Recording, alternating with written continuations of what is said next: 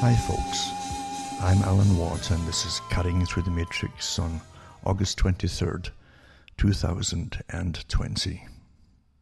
Welcome to my world where I explain the sciences behind the system that runs pretty well everything.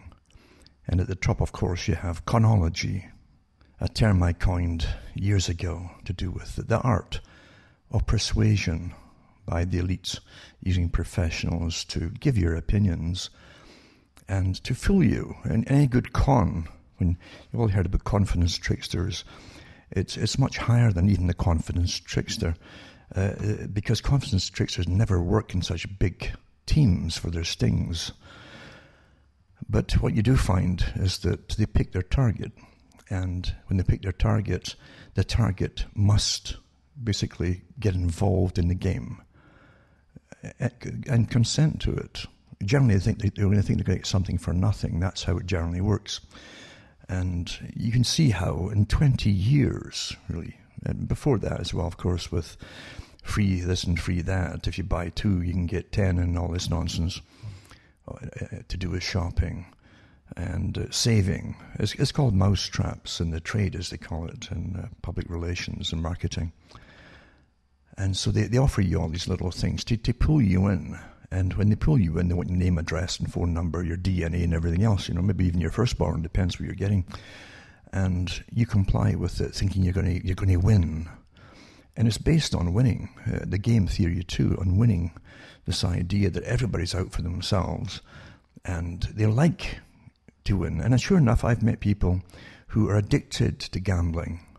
Maybe lots of you out there too may have similar experiences with people they know, and maybe even relatives. And it's a real addiction. You'll meet them. They're not into heavy drinking generally and things like that. It's just gambling. And it's the feeling that they're winning something that is their big high, and the release of tremendous endorphins, and they feel fantastic at the time they've done something. They've got value suddenly. And it's of course doesn't last long, because they've got to win again if they can, but the house never loses, as they say in gambling. It doesn't matter how, if you keep going back and back, you lose it all again, and a lot more besides that. And it really is a bad addiction. And some good books have been put out there by people who were addicted to gambling and who've got out of it with a lot of help, etc. But it shows you how it destroys our lives. And don't forget that you've got to remember too, there's a whole industry based around gambling, massive industry. And you don't think about it as except what you see, like roulette tables or horses or dogs, or the dog tracks and so on. But there's a massive science behind it too, to prompt the customer to the next step, the next step, and the next step, always with the lure of winning something extra. And a whole science behind it. Well, it's the same with all Conology. That you are the target, and governments go to no ends using your tax money to employ people who are awfully good at what they do. Some are awful as well, mind you. They come up with children's ideas that have been done before, but they're well connected because we live in a terribly corrupt society.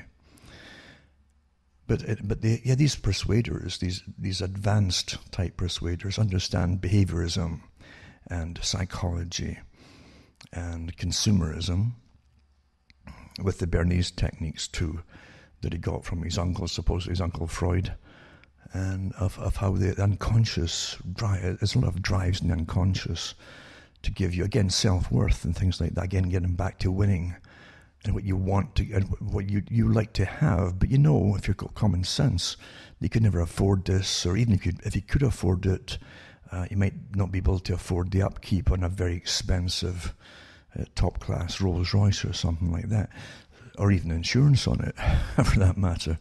So you don't do it, generally you don't. So the idea is to make you really, really greedy, and through motivational techniques, because that's what the motivational people do to you, with their hand flapping on stage as they run up and down, to stop you thinking for yourself, to make you feel excited, and then they sell you the idea or the product, and the idea is the product, and you buy it from them, the techniques of how to do it. But it's short-lived again. It's a very short-lived lived idea that you're omnipotent to an extent. You can browbeat anybody if you just scream loud enough and keep insisting and demanding. That's what most of it's really based on. And they produce an awful lot of unpleasant characters. And so we're all fed up with them. I'm sure you've met lots of salesmen like that too. And women too. Women are better to actually, if you look at the drug companies, they employ attractive young women and who are dressed to the nines with the best expensive clothing to go around to doctors' offices. And they drop off after having a little friendly chit-chats on first-name basis and so on.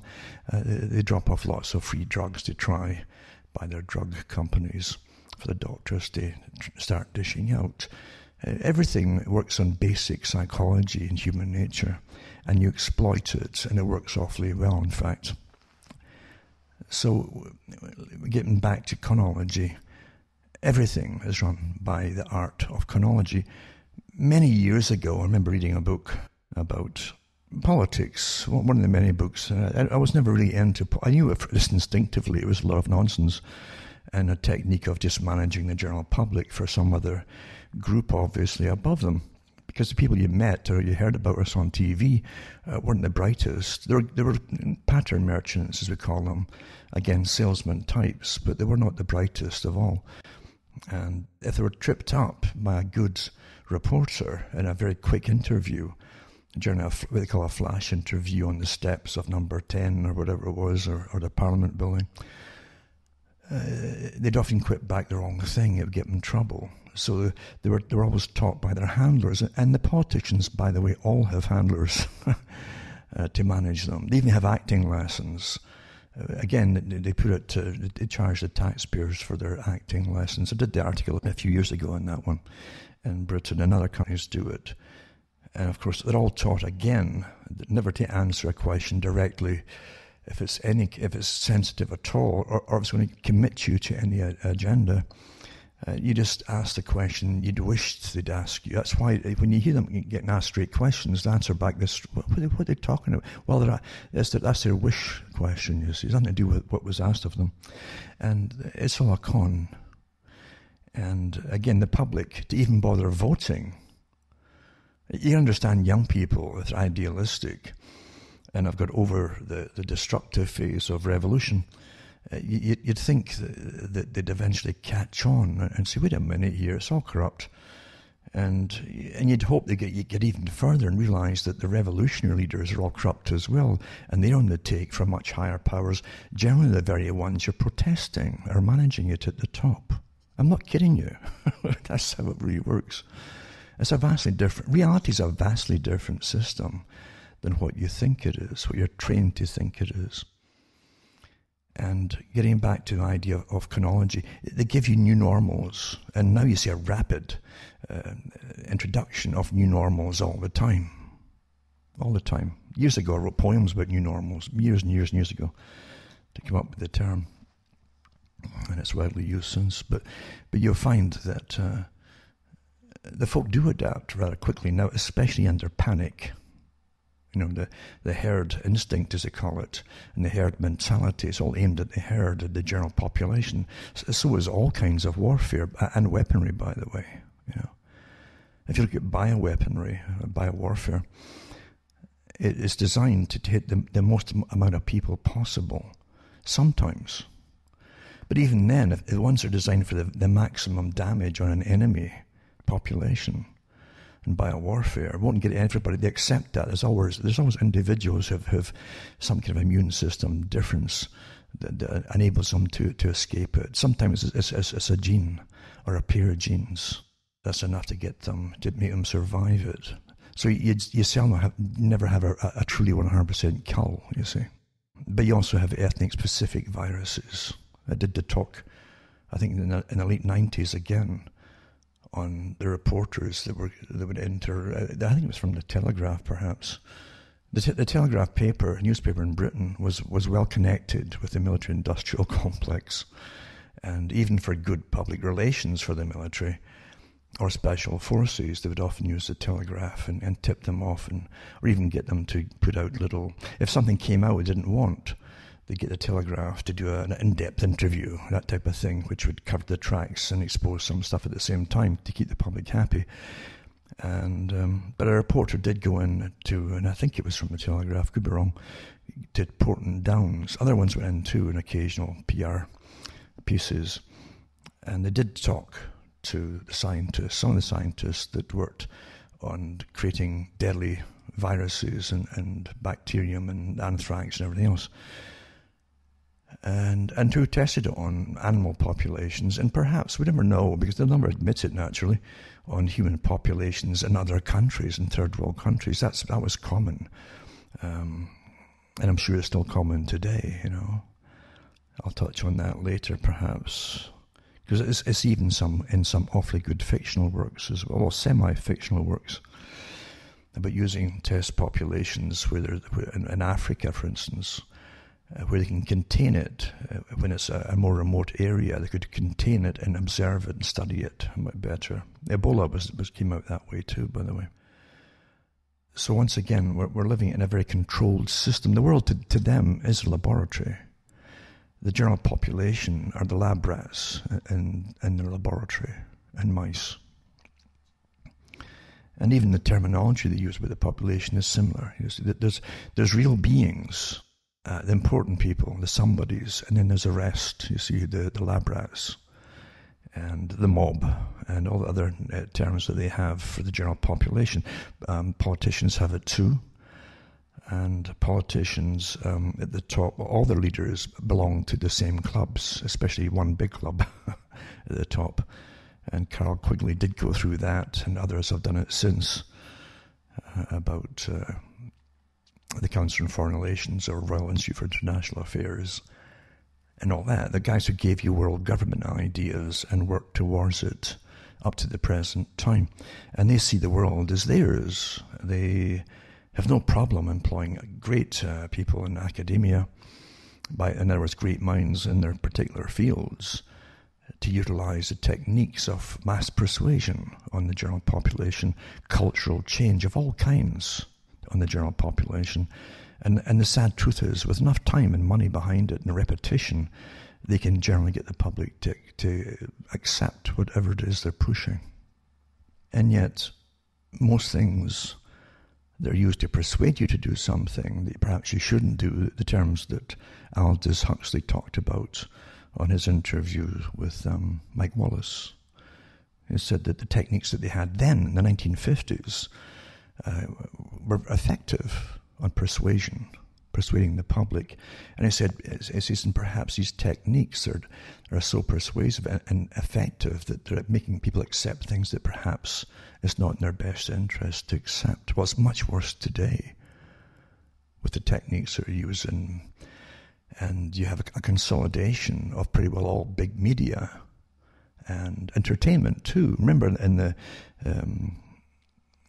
European Union video put up, where they had a lot of the big players there, persuaders on their own populations, that is, the ministers, the one people are appointed to do this, that, and the other for the European Union.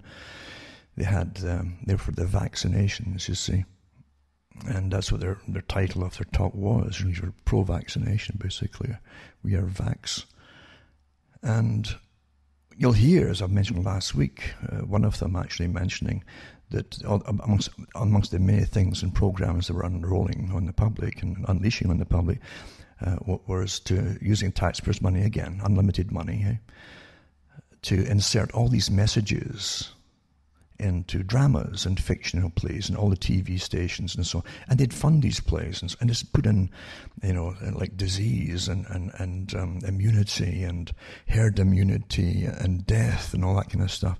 And comply and vaccination, over and over. And it doesn't matter what kind of play it was or movie or whatever, just get it in there. And that was nothing new. Because see, this is used all the time on you with many topics. You see? And I'm getting back. I'm still in the whole art of chronology. Because it's, again, the first thing is to give a fake reality to the general public. It's quite easy to do because you see your parents, or our parent, depends, because you're under war, remember. This is a war scenario, constant war. a changing battlefield of war all the time. Financial, with the family too involved, or the destruction of the family, or the new family is the one they call it as well.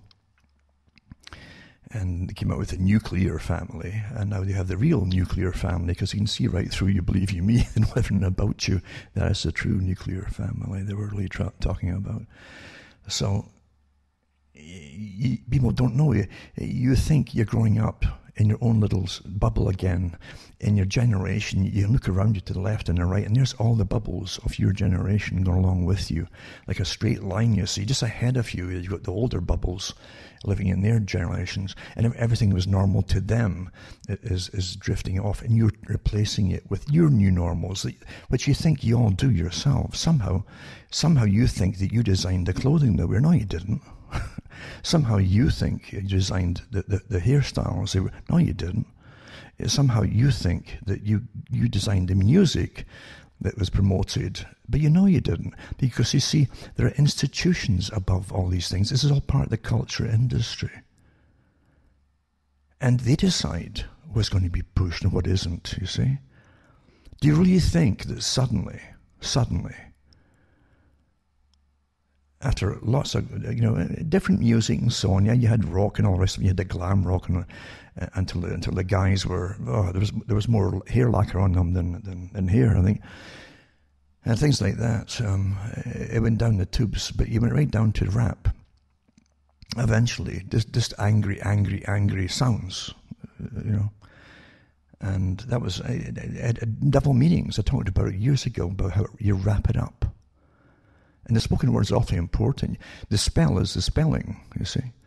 You can cast a spell by spelling. That's why the language is so so used before by different groups and occult groups too, that run societies, and they have little winks and their nods as they talk to each other, and you get a different meaning from it. But they literally had this in the 1700s and 1800s, and movements against it. And you had people who analysed the words, awfully important, because it meant a lot, you see. The spoken word in court is what matters when it's uttered, you see. The judge doesn't ask you to spell it. He asks you to speak it. And you're judged by every word that comes out your mouth. I think that goes way back to the Bible too. So people get confused with it. And you think of the English language, why on earth would it have so many words where one word could be spelled differently 2 or 3 times, but uttered the same way? It's there for a purpose, obviously. And it actually is. They don't really need such coding today so much because they are so interwired with the encrypted programs for their own communications at the top, way beyond anything you can imagine. And it's really true enough that the folk can't imagine how far advanced all these things are today. But the spell is spelling. It casts a spell. And you get back into it. So now you can also use the fact the words can mean something else on the general public when you want them to buy something. Again, the subconscious takes it a different way. You can manipulate the mind by using subconscious or almost unconscious but subconscious suggestions to them without them twigging onto it as to why they suddenly want to drink this brand of beer or something. A sudden urge for it. Of course, the easiest things to talk about are candies and cakes and things like that. People are very suggestible that way, very simple. But again, language is awfully important. And remember, language also can be visual. Colors are a language as well, for those who haven't figured that out as well. Colors are very important. You're living in a world that hasn't been explained to you. In fact, great pains are made to make sure that you don't really learn them as well, what's really going on. Again, Jacques Ellul, a tremendous philosopher, very straightforward and honest about things, who's deceased now, but he talked about propaganda and how you must get the children early for an initial indoctrination. Now you think about it, what are you doing? If you have If you're in power, if you have you're part of a structure of power that manages millions of people in a nation, then what you have to do is standardize thought.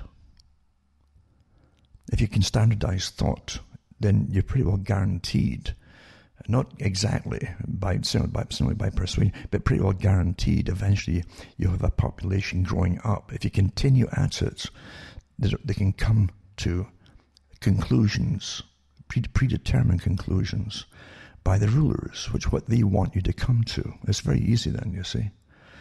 That's why most folk around you today that really have never questioned these things, they've never really figured it out. They can't imagine how what you're talking about half the time. They really can't. They can't imagine what you're talking about. What are you talking about? They've never heard of what all these terms and these things that you say happen. They've never heard of them. And yet, here you are, you're telling it to them. And it's completely foreign to them. It's outside their ken, as they say. And they'll test it out. And so-and-so said this. You know what he said?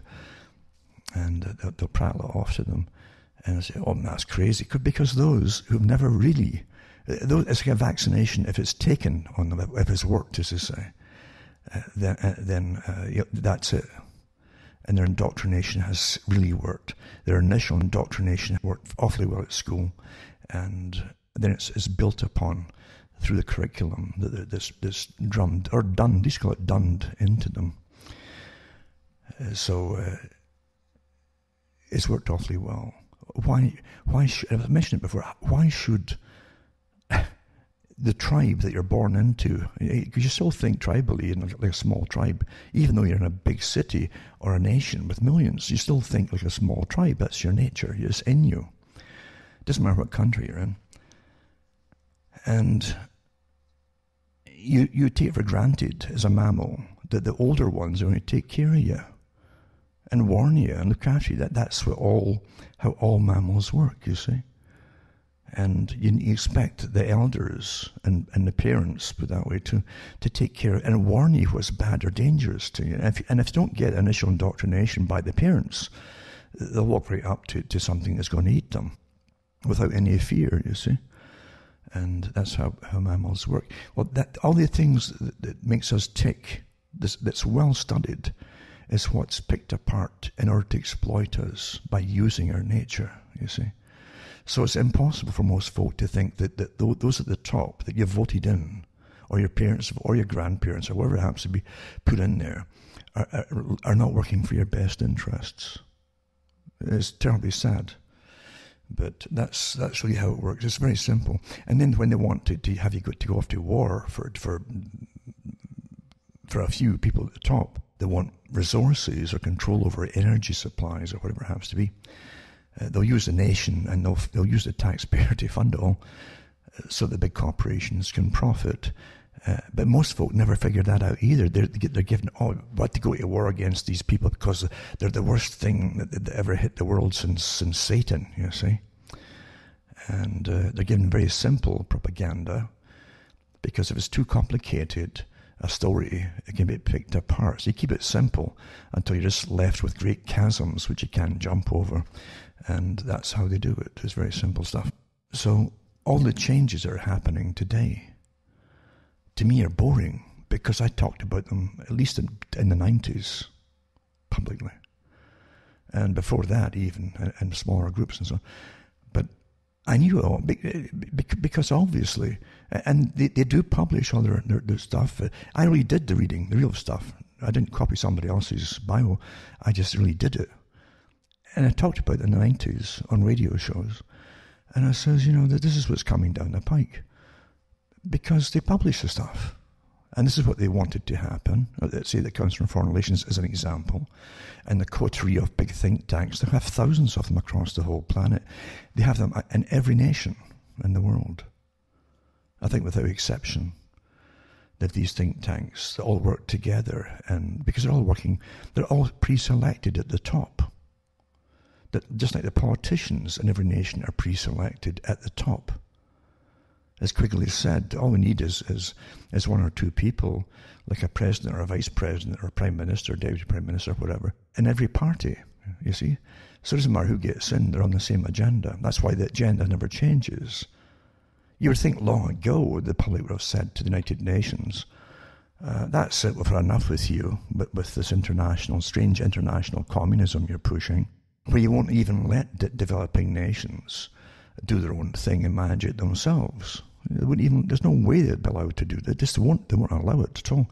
It's like sustainability. They're going to keep Africa frozen, basically, in time, because too much energy would destroy what's left of the nation, etc. It's for depopulation. That's what it is. Of course it is.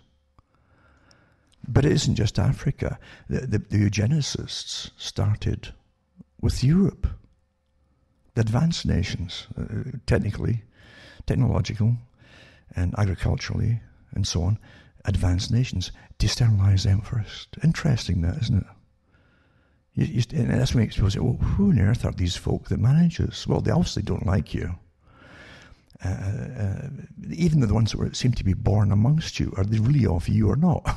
If they ask these questions, how come they have no affinity with you? Well, psychopaths don't. We know that. Psychopaths don't have affinity for you. And some of them seem to revel in their ideas of mass culling of the planet, from the days of Thomas Malthus right up to the present. One must remember, too, the Huxleys. I mean, Huxleys, I think it was the beginning, the guy who made his name, actually, was Thomas Huxley, Sir Thomas Huxley. He was knighted eventually, who became Darwin's bulldog to push the Darwinian theories after Darwin died. Because it tied in with this idea that'd been talked about for an awful long time, many centuries, long before Darwin, of who was superior to others. Within nations too, you see. And nobility had always saw that as a right. They were from God, remember. They thought they were appointed by God if you're royalty in Europe. That's a good one, that one, isn't it? You can't touch me, God put me here. And we'll argue with that then, hey? And that became a real problem with lots of kings and queens over time. And they could do no wrong because, after all, since they were from God, God appointed them. That's how they always said. That, they could do anything they wanted to. After all, they were like acting kind of like a general of God. So they could do what you wanted to do, and they did. At times, often. I mean, they would literally give whole chunks of lands and away, like parts of Scotland or England and weddings, as wedding gifts, you see, as intermarried the elite with the elite of different nations. It was generally amongst all their cousins. Today, that would seem kind of absurd, but I don't think maybe not, because I think folk today are more gullible. Again, Conology is a better art than it used to be, and folk are more gullible today to really just accept it, Because you think about that. I can remember giving that talk years ago, about how they would just give away. I mean, the parts of northern England, Northumbria and so on, they belonged to Scotland at one time, but they were given away a long time ago as a wedding present. Part of a dowry, I think. It seems absurd. It seemed absurd at the time I was mentioning it and talking about it. But then with the whole the European Union idea, what was awfully important was when we saw the fruition of the plans of free trade, where it's completely tied up with Marxism, where the nation states would start to disappear as such. But no one realized it was on behalf of big top multinational corporations. And part of England at one point, not a few years back, was really taken over by a corporation from, I think, France, maybe even Germany. But they owned a good part of the shores. Were given a kind of sovereign territory idea under free trade, which wasn't a new idea, because then you find out the FDR set up ones inside the US that are still there today. And the countries that put in their businesses in those areas have sovereign rights over that territory. Quite amazing. Things that you really don't know, eh? But again, it's back to chronology. So meanwhile, when all this is going on, they're still brainwashing children at school. This is your nation, and we're all happy. They tell you that you're all happy, even though you're asked the questions, Oh, you have no chance to say we're pretty sad, actually, or we're ticked off. You're told you're pretty happy, and you get all these children's books to read, you see, and completely loaded with political correctness of all kinds today, starting about the age of 5. All paid again by the taxpayer. We pay for our balls and chains, our manacles. We pay for them. Everything that shackles our brains, literally, we pay for. Big money to the guys that come up with the ideas of how to insert little bits into stories that have got nothing for children, to make sure they grow up accepting all the new ideas that your masters have decided are going to be normal, new normals, you see. It's quite fascinating, isn't it, when you think about it. So getting back to what I was talking about chronology, we haven't really left it, because all I've been talking about is chronology and how you get sucked into it. You accept that which is presented to you as real, everything. You're given your opinions, and Allah again went through that, and others have done the same, and I've done it by bits and bytes of information that you don't really consciously think about too much. But somewhere it's assembling inside your mind. Bits and bytes just come together when a question is asked about a particular topic, and you'll just blurt out something you've heard bits and bytes of from different newscasters, just little bits and bytes, and your opinion comes out of you, and you haven't ever before this sat down and thought about it consciously and says, I think I'll choose that as my opinion. It's because it's all given to you. You're led to conclusions. You're always led to your conclusions. It's the art of persuasion, and the art of building consensus has to do with persuasion and consensus management. You're living through it all right now with the idea for COVID, and we must all accept vaccinations for that and everything else, by the way, that they've got lined up for you. It isn't just for that one. They've got a whole range of things they want to stick in you. And they want your cooperation, in fact, even your willingness to allow it to happen. Again, chronology must make the victim participate in their deception. It's for your own good, you see. If they came up to you and said, knock, knock, knock at the door, we're from the government, we want your house from you. And you said to them, well, why? Well, it's for the greater good. We want to move you all into these tents there, because there's folk already living in those tents over there, and we want the world to be equal. And it's not really... So it'll be good for them to see that you're losing your homes, which we'll then take, you see, to put our toffs in, and then the world will be more equal at your level, you see. And things like that. You say, no, darling. But if they can persuade you enough, they can get anything they want. Just like Monty Python, The Meaning of Life, the beginning of that particular movie, after the hospital scene with the wonderful machines that go beep, and our £2 million just for the beep itself, and very impressive little flashing lights. Whether they work or not and do anything is a different story, but that doesn't matter. And then they go on to the idea of the men driving up to get livers, if you're consenting to having organs donated, and they come for it, you see, and at the end they persuade the wife of the guy that they're just taking the liver from to put her name down, after making her feel so small and insignificant. He says, can we have your liver too then? Yeah, okay, go on then. And that's how it's done. You must participate in the con, you see. So it's to do with also belief. Part of tyranny of all kinds. You can have wonderful utopic tyrannies where you're kept in cotton wool, and you won't have a single thought or decision to make by yourself. It won't even require your thought. You'll just automatically respond Pavlovian style into your conditioning, to whatever your governors want, you see. And you go along with it that way, quite happily. To the bitter end. It's for the greater good, you see. We're all in it together. That old slogan, we're all in it together. It keeps me thinking about a long time ago, I was reading about the RAF, Royal Air Force in Britain.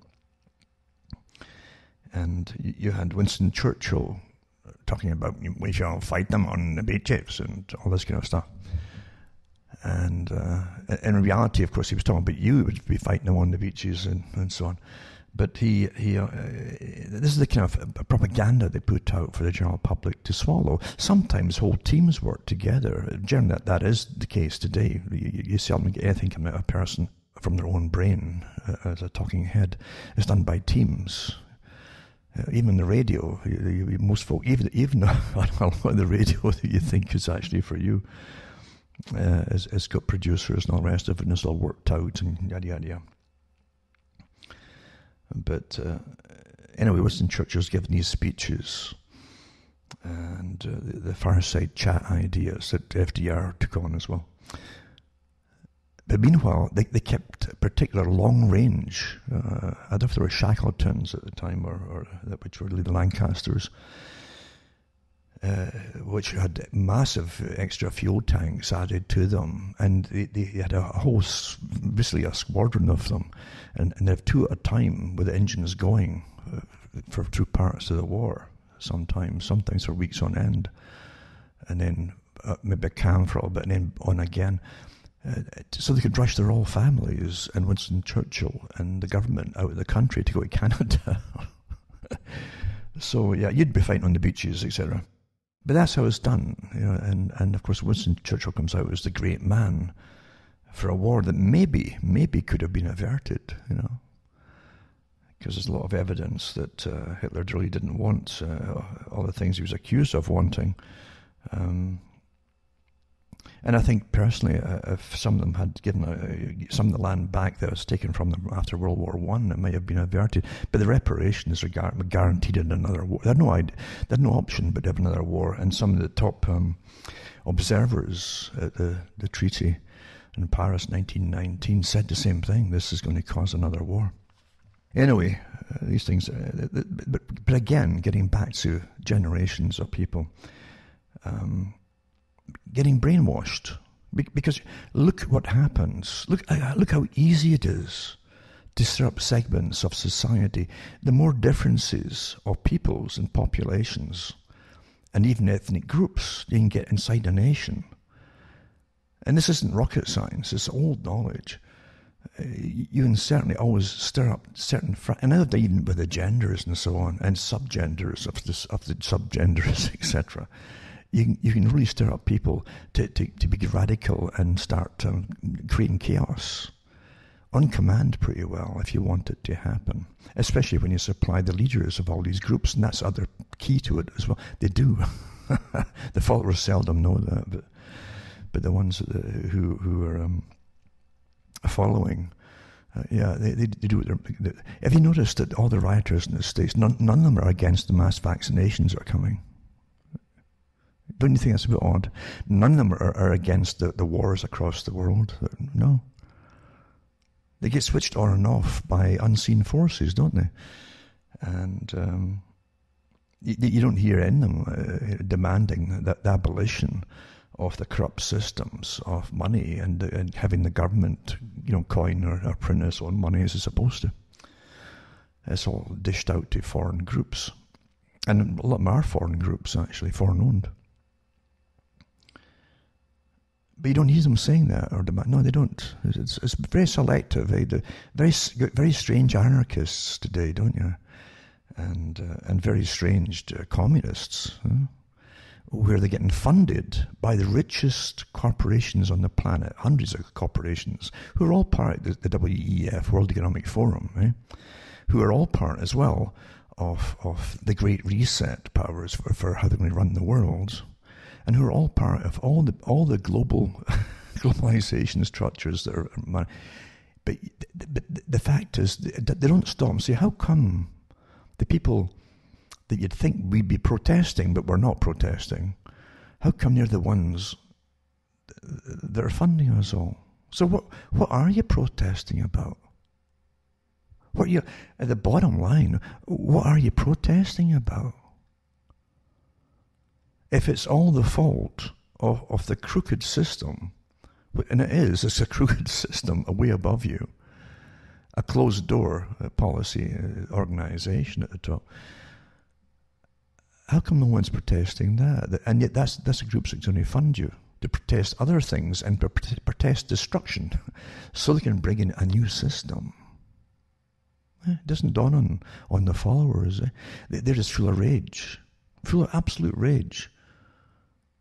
And the rage is fostered. Again, that documentary put out by Millie Weaver there, think what you want about it. It's well produced, maybe, because you always ask yourself, who really is producing all these things? But you got insight into some of the intelligence agencies and how they work, and how government works with them, and how big corporations, the military-industrial complex, work with them too. And what you see in that too, I'll just touch on it briefly, is the fact that you got all these people at the bottom getting funded by the biggest, richest corporations on the planet, who go to the WEF, these corporations, they run it, who talk about the need to depopulate the planet, etc. They're funding folk to riot in the streets and burn places and defund the police. Well, in the documentary, and I've seen this before in other places as well, they've got some articles mentioned there, and big meetings have been happening over the last year or two. It goes way back for even further than that. Don't you understand, these corporations have already got their bids in to put robots on the streets that you're going to fund anyway. How do you fancy trying to debate with a robot when you're asked, why are you burning down this house? What do you think you're going to tell them? A robot doesn't care about your emotions or what you've suffered or anything else, or your mental state. It doesn't care. But they've got big contracts right now, and the companies have been named.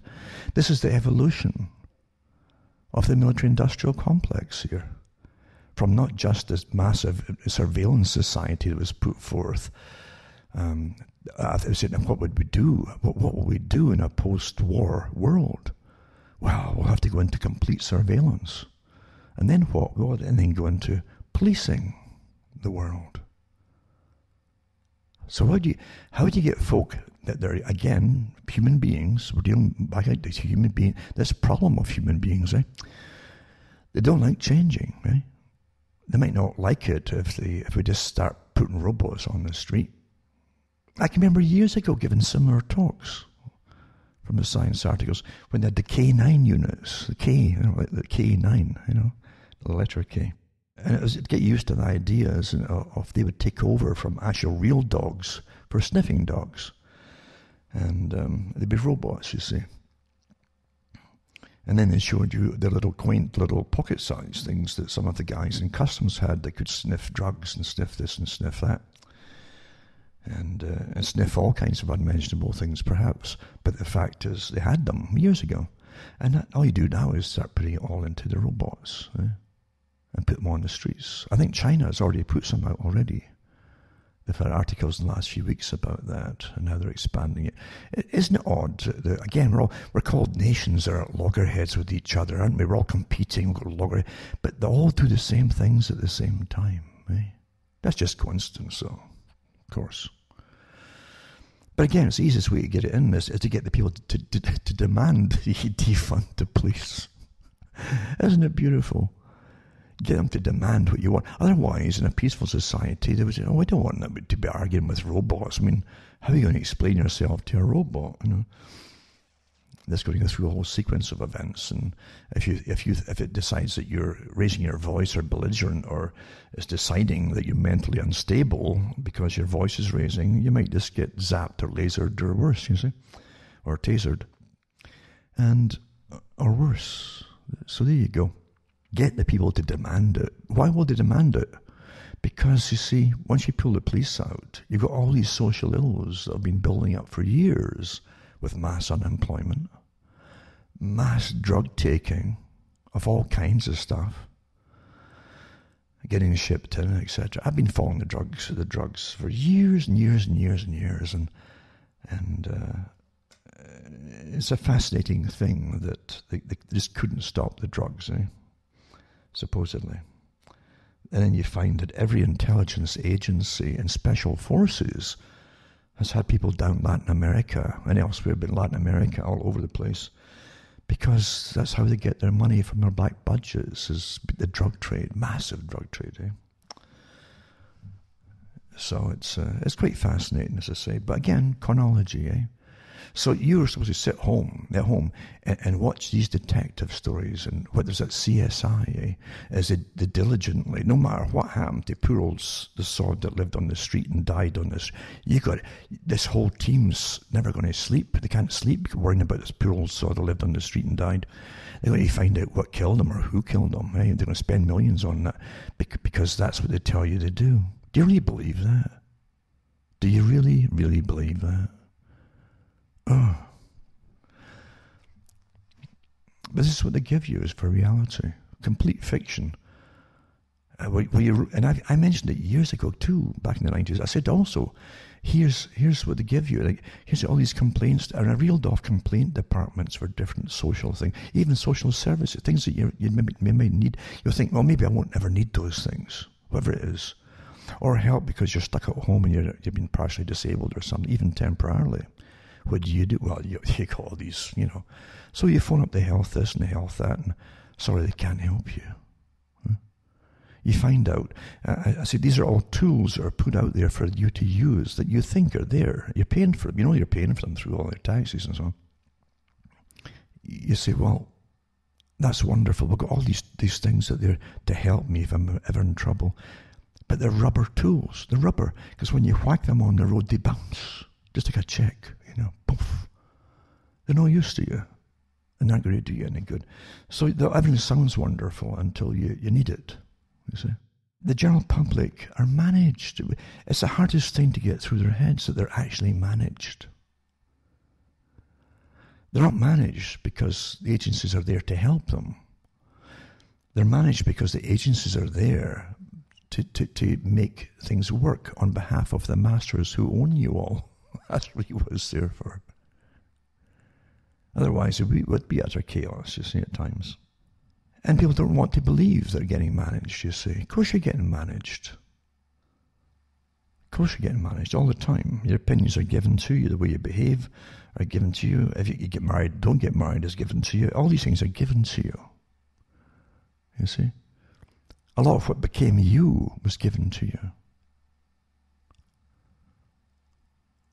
I think growing up in Britain, it was way ahead a lot of countries.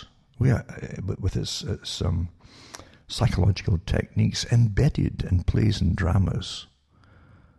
I think Canada followed it pretty well, because the so-called Commonwealth countries are all the ex-British Commonwealth, you see. They're still called Commonwealth countries, or the Friends of the Commonwealth, because the elite took your wealth from the commoners, I think, for the whole lot of you. So they could live in big castles and things. But Britain definitely exported its techniques to Australia and Canada. France did pretty well on its own. It didn't really need the help. France is one of the first countries that really accepted a system based really on an advanced socialism that came out of, they call it Jacobinism, but it was really a form of communism. And they tried to toss out all the old systems and get rid of it entirely. That's always the same thing. When you see year zero starting, it's communism. It's the same movement, regardless of what they give you as the front people to lead it, you see. It's always the same movement. And of course, they give you new everything, including new days of the week, and even a longer week. I think they tried 10 days at a time for a new week in France at one point. And also that thing that really annoys them in France, they wanted free love and all that without the consequences. So you had, backstreet abortionists just opening up quite legally at that time to get rid of, which often killed the women as well. And also had a plague within 10 years of orphans on the streets that they had to get rid of as well. And they did too. They had ways of getting rid of them. So these things are nuisances. You always see the same thing cropping up over and over, the same darn things right up to the present day. But France did well, because if you ever watched the French movies, you haven't got a clue what's going on. I'm not talking about the language. I'm talking about the story. And they go through these almost surrealistic settings.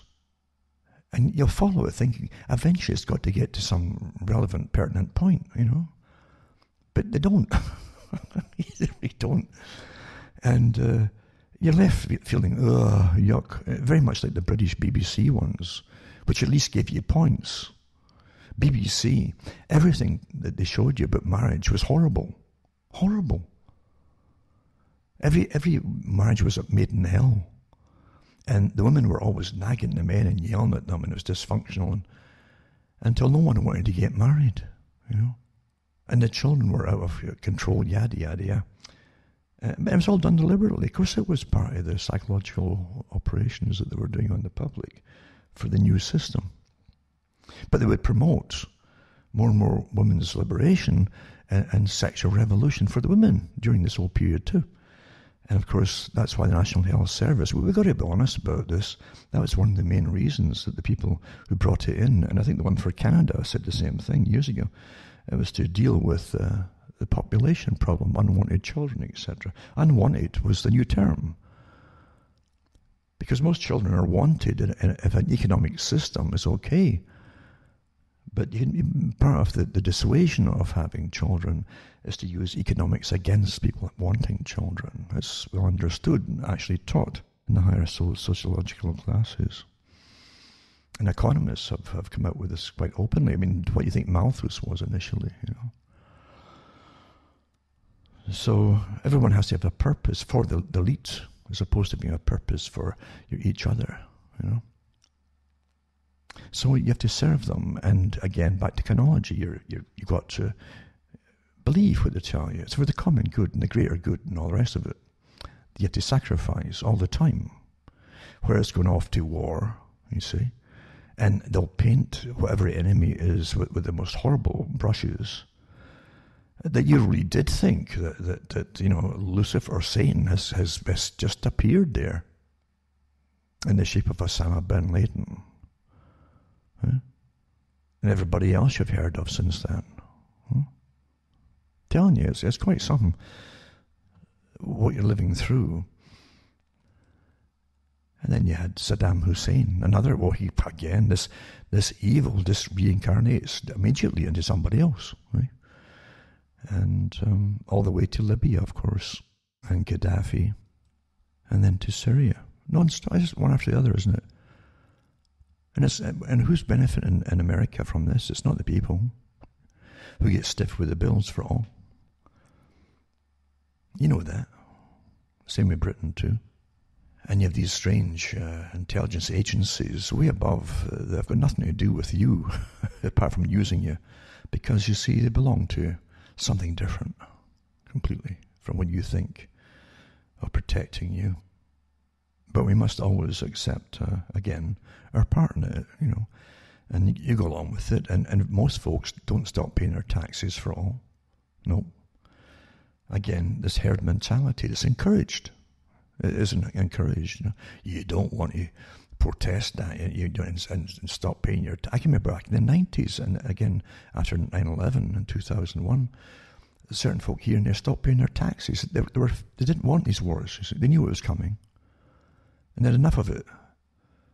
And why should you pay taxes for things that really it's going to have such a blowback effect on all of you and destroy your nation eventually? Look at all the nations across Europe.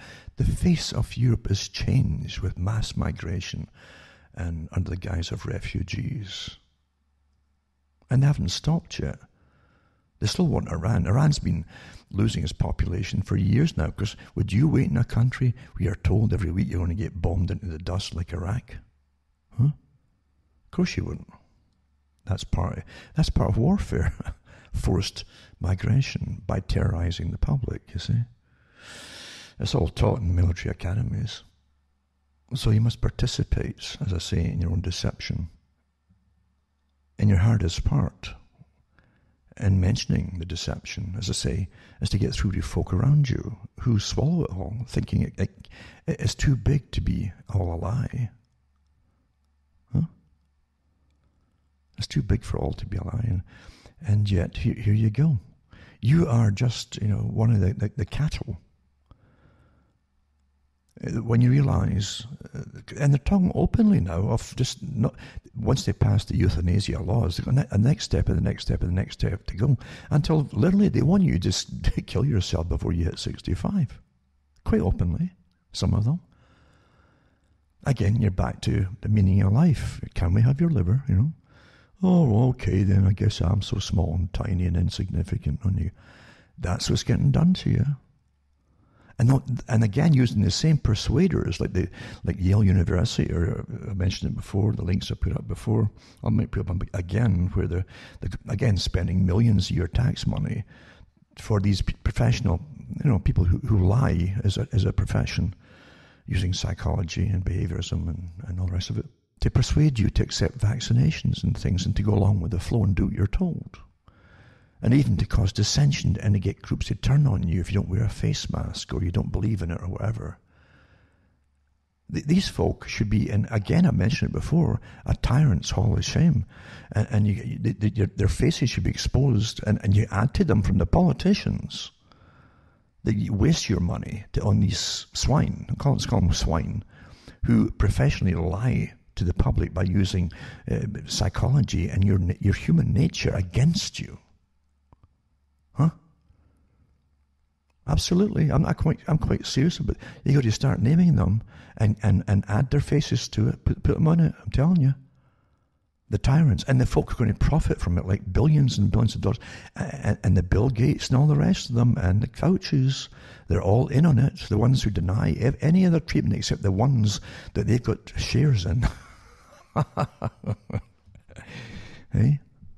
Come on here. And their whole idea that nothing's going to work except their vaccinations. And they'll even tell you whether it works or not. Meanwhile, they're having herd immunity amongst the public, and they hate that. Oh no! Well, it might not last long. Well, if it lasts a few years, is as long as any vaccine's going to do. Huh? And apart from that, there's no side effects if you develop your own immunity, your own immune system, antibodies. But my God, it's free. There's no profit off that, is there? Oh. We live under such incredible corruption. We're a herd, and they're the farmers. They see us as animals, and they see us as their animals. Our job is to be fleeced, for them. I'm quite serious about it. That's how they talk about us. Them, the little people. That's all of you. And the arrogance through years and years and generations of academia into absurd learning, absurd learning in absurd areas. The ivory tower really is just wispy. It blows in the wind up there. There's nothing to hold it grounded to anything. It's so anti-fantasia. They really believe in their superiority and their right to rule us. So again, it comes down to fear. But again, it's an evil system. You can't say it's just human nature. The scariest part for naive people who've swallowed their indoctrination is even accepting there's incredibly evil people in the world. They don't have horns, except unless they've had them implanted, and they actually do that with some people now. They implant these horns. Surgeons will do that. But do no harm. Where did that go? But they'll actually, it's really some kind of cement, with some kind of cement, a horn on your skull if you want it there. I know someone who was in a hospital in New York City, and she was a nurse, and she went on one day, and there's a guy lying in the bed with a horn on his head. And the nurses were told, don't laugh at him, don't laugh at anybody. And do you realize how hard it'd be not to kind of laugh or quip something to this guy? I couldn't have shut my face, no way, But this is where they brought society to, Because there's nothing, if you're doing something like that surgically, I don't care what you're doing, that there's definitely harm being done there, and different levels of it. It's the same with using surgery to supposedly cure mental problems. You can't do that. They tried that with lobotomies and leucotomies, you know. It's horrible what they've done in the past, but it doesn't stop them to make money off of people who are obviously got problems, but they're not treating it the right way. Anyway, again, this is the world that we're being given to by those masters at the top, because the more dysfunctional it seems to be amongst you, the more scared they did, and it's easier to control them during this terror campaign we're going through. This is a campaign of terror, if you haven't fathomed it out. The whole COVID thing, coupled with the obvious total crashing of financial systems, and even food-wise, because no one's allowed to work normally. It's all planned this way. If you want to save a system, why would you bring in this system of total lockdown that's never been done before? And you've literally locked down all the healthy folk. Huh? Never been done before. And then you get all these penalties if they get out of the house, and all the businesses this company a crunch, except the big corporations that are funding all the other internal, perhaps, terrorist groups. Isn't that rather coincidental? Huh? Isn't that coincidental, eh? It bores me to even talk about it. It really does. But most folk never really figure it out, unfortunately. And the ones who take the information, like the stuff I'm putting out, and then prattle it in the same week, you'll hear it often put out there after I do these talks, with all the links and everything else. I've done all the work, you see. You have no idea who they work for. Because I don't believe that there's anybody in politics today that's not there because they were put there. And they play their roles on their sides, you see. They play their roles. Years ago, I can remember when there were lots of alternate radio, mainly on AM and shortwave radio worldwide. Harder to get it all censored by then, although you did get certain ones who would try to censor them by having their ads withdrawn, things like that. Everything's political in this system, you see. And there's no such thing as free speech. There never really was anything. The ones who have the biggest money and run ads and campaigns and fund the politician, the ones they want in power, they got the power. The ones who got the cash, and they get what they want.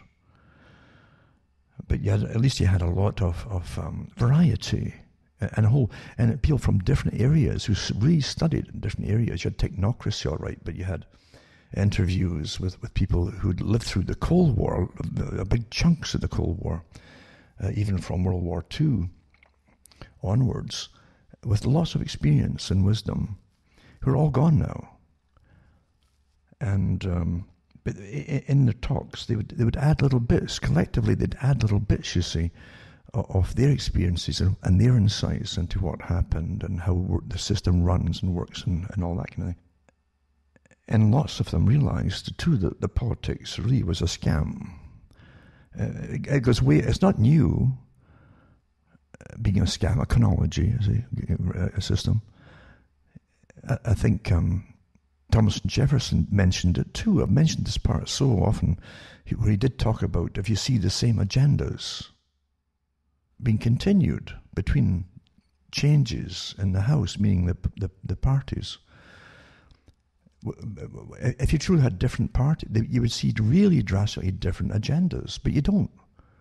We haven't. We've seen the same agendas, even from Papa Bush to Junior Bush. Even when Bill Clinton was in, he was lobbing cruise missiles over into Iraq and different places, destroying it for his whole time in office. And you had the Desert Storm idea, you know. And then you had the Junior Bush, of course, 9/11. And the whole PNAC group, and then you had Obama went in afterwards, and Obama, even Obama, the name, that's not what his name was. It's not what he called himself up till then. And the main arch villain, this is a comic book, right? I'm not kidding you. I'm still waiting for someone to convince me that it's just a big coincidence that when the biggest enemy of the world at that time, supposedly the archdevil, the demon himself, archdemon, was called Osama. They put in a president and they call him Obama in America. Do you really swallow all that? Do you realize that somebody's laughing at us all? Do you realize that? Someone's having a big chuckle with all these things that are going on right now. And they are. But most folk don't question it. Wasn't that something? Wasn't it Barry Toro, they called him himself, up until then or something? Anyway, but no one questions it. And they just present it. And going down to history books, folk in the future, if there's any folk left, that matter, who read that kind of stuff, they'll be laughing their heads off, like it's some big scam getting pulled, But anyway, Obama was then congratulated, the Democrat, the communist, so-called Socialist Communist International Group, Obama was congratulated by the supposed peanut group, using Donald Rumsfeld, who congratulated Obama for continuing his wars, the same wars, and expanding them and even adding to them. Right? He had lots of applause from them for doing all that. Why would the so-called pretended neocon group that Rumsfeld and Bush were part of congratulate their supposed arch enemy of democracy, Democrats, or whatever you want to call them? They're really communists, But international socialism, as I've mentioned before, is a system the elite want for the present time to suit their efficiency. That's what it's for. Technocracy. See? It's a matter if you call it communism and technocracy, whatever. It's all the same thing. It's for the greater good, And the World Economic Forum is they crash the world's economy. And for you, that is, not for themselves. They're getting richer at the top. But they're crashing the whole world's economy for all the little people out there. Are bringing in their new system of efficiency. And you'll have to all be in it together, and you'll have to do what you're told in order to collectively survive. That's just the way it's done, eh? Any other person in history who did that was a tyrant, but today it's scientifically necessary, don't you understand? Huh? And the public, as usual, unfortunately, through terror and fear, because you always use terror and fear and the reign of terror to get the public to comply, to save themselves. To save themselves. It's awfully important. And remember, too, folks, that you can help me take along here, as I say, if you just donate to me and help me stay, alive and to keep all my sites going, etc. Going to cuttingthroughthematrix.com. Remember, always make sure because folk postpone things, eh? And until certain things happen, and then you can't get them again. And make a note on my official sites. If anything goes down in one of them, hopefully you can get me on one or the other ones listed on cuttingthroughthematrix.com website. Remember, you can buy the books and discs I've got there. They're different.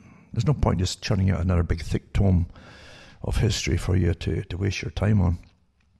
I cut to the chase to show you the cons, right down to the language that are used upon you, to get to think for yourself. That's the only weapon you've got, is to think for yourself. It really is. It's the hardest thing for most folks to think for themselves.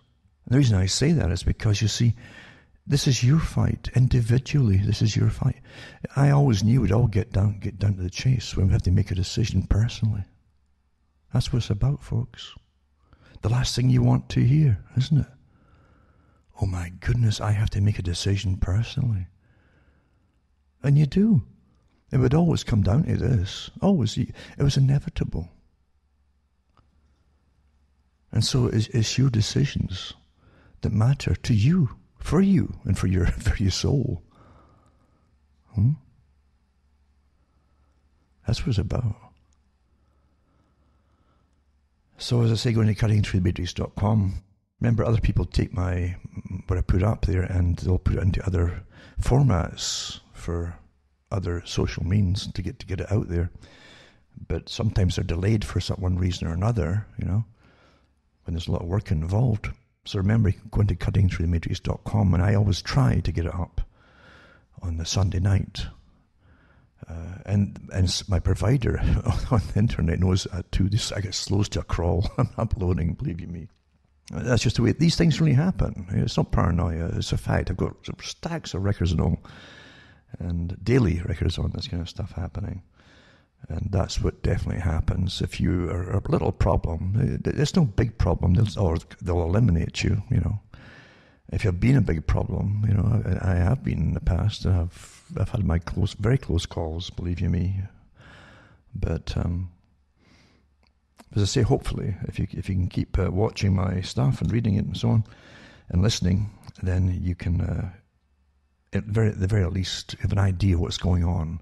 I don't tell you who to vote for. Well, I really don't think Americans were given anybody else to vote for at all in the last election. And I don't think there are this time either. I really don't. And I really think that I don't think they'll ever get a president in America whose real first and foremost agenda is to look after America. They really don't.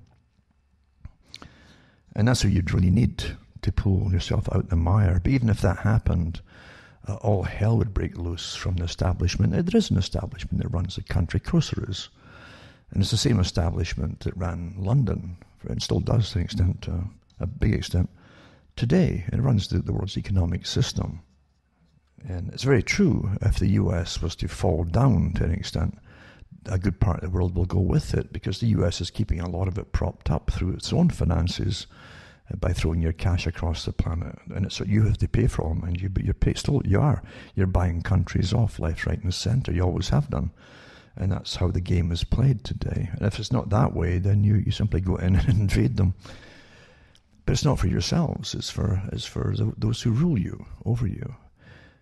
And they have their proxies there. A lot of the proxies are the CEOs at the moment of corporations. You don't get to be a CEO of a top corporation just because you know something the rest of them don't. Or you know which knives and forks to use at a big 15-course meal. It's for other reasons. You're pre-selected for all these things, just like you're pre-selected for top politics. And you're given a kind of aura. They've had books about this aura thing for let's create a CEO who walks on water. He's just perfect. It's just magic. And he comes out with these really new ideas, and they'll toss half the company down the drain to bring out these new ideas. And all that's nonsense they go through.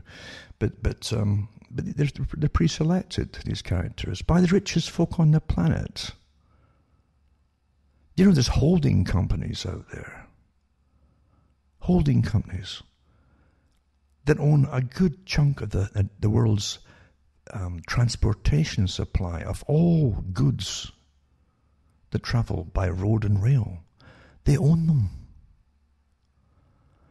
It was quite fascinating when, a few years ago, a train was out Montreal way, I think it was, and it was to be parked for the night, and whatever happened, but the thing rolled down. It was left unguarded, and it rolled down the tracks, and it blew up. It must have tankers in it. A town. And whereas looking, I said, well, who owned this company? And I got eventually got the guy's name who owned it. Now, he specialised in buying up railway lines across the world, and across Russia and Europe and Latin America and everywhere. When countries that tried socialism, this is an old ploy, by the way, socialism, and they get in so much debt and disrepair that they'd sell them off for peanuts. But with a lot of help, I'm sure, with maybe this guy's associates, they go into these countries to help the deals and so on. But when you realise how much power this guy has, as a closed shop, by the way, for investments of just certain peoples for pensions, and but not everybody could get into it. Multi-billion dollar industry, a holding company for all these things. He probably never had ever visited one of them they'd bought over, Because when they buy these things over, they expect they have managers in place that do all the work. They don't want anything to do with the work. It's like when they used to own stacks of factories. They didn't want to visit the factories. They just wanted to know that the money was coming in and the profits were getting made. And they'd put a foreman or a manager in charge of it. Well, it's the same kind of thing. This guy would have his people all over the place. But when you think that all your goods and services, all the stuff that you need to survive, food, energy, propane, gas, gasoline, oil, all these things are getting delivered. And here's this quiet company they'd probably never have heard of if it hadn't been for that one accident. Huh? And it wasn't so much an accident, it was negligence again, not in the driver's part, anything. Because they cut everything to the bone, these characters, for massive profits. But these guys have more power than any tyrant in history. If they want to just shut everything off and nothing's going to move, they can do it. Do you realize that? But you never hear these guys. Holding companies are massive operations. And you had all the laws in the States, for instance, about racketeering and again, they came into place to do with Rockefeller, this strange guy, this family, Rockefeller family, that where the old man Rockefeller said that competition was a sin, and he went out there to try and take over all energy resources completely. He really meant it. It wasn't just a greed thing or a personal. No, his guy was part of an international operation. And they worked totally with the City of London, totally.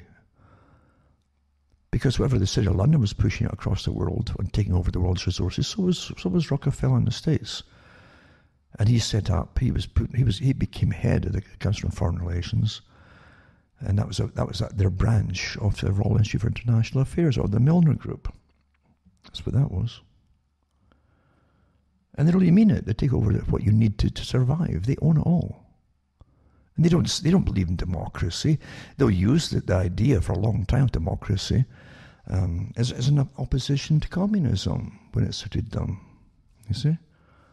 Now they don't need that anymore, and they want to use the communistic system of total obedience because you all obey. And they rather like China, the modern version in China, where it's a model state for the world. The BBC documentaries that were churned out over for years talked about that. Oh, this is a wonderful system. This is a model state for the world. Every member of the Council on Foreign Relations parrots the same stuff. And foreign affairs, etc. So now is the time to use that, you see. It's efficient. People just obey. You don't have to bother trying to persuade the public. You just tell them when they better do it or else, and that's it. But the folk, again, in their own little lifetime, and it's a short lifetime, really, but in your own little lifetime, most folk just say, oh, well, this just happened and that just happened. They have no idea how things happen. I guess life to them, really, at the end, is a mystery. They look back and say, oh, that's a mystery, you know? What a mystery that was. When you see all the things that could have been done and should have been done, but weren't, you just left with this big, well, why wasn't it done? Well, haven't got a clue. I used to mention it too. It was like the movie, I think it was called, was it Prophecy? It was the free version one with Christopher Walken. And I think it was in the last one. They're trying to reconstruct a physical Lucifer. And eventually you saw this thing rising up out the ground or from the ground, resurrected Lucifer, standing on a pyramid basically of bodies. And I thought at the time that like represents thousands of generations of people who were born, lived and died and suffered and got used and abused and all the rest of it, and never ever, not one generation knew what was really going on. And I thought that's how we're really run, you know. We're not supposed to know what's really going on. I don't think folk realize how every nation in the world, it wasn't just Africa,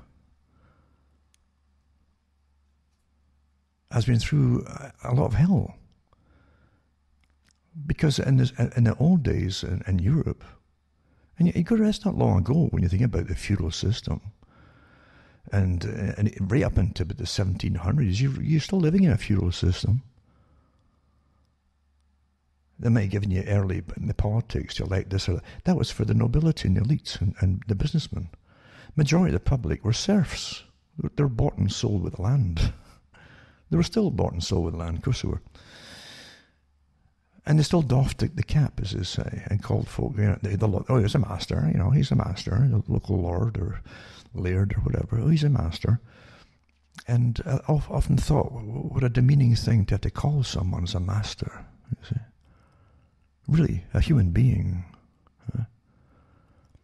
Because it really is a class system right off the bat, isn't it? If you use the term, you're obviously down yonder at the bottom dregs, and you're elevating someone above you just because of their status or their birthright or whatever. But that doesn't ever change, and believe you me, it doesn't go away. And it's so well camouflaged today that most folk can't recognize it, even though it should be more obvious than ever. Conology. You must participate in your own deception. You must participate in giving power to others. I've mentioned this so many times before. For years and years and years, you give your power away to others by voting. It's a legality. And in some countries it's mandatory. Why do you think it's mandatory? It's because for you to be ruled, it's necessary for you to accept the fact you're going to be ruled. And the only right you have in democracy, and this is a fact, look, check it up for yourselves. Look it up and see what it means about democracy and voting when it comes to recalls for anything, on any level, even from local councils.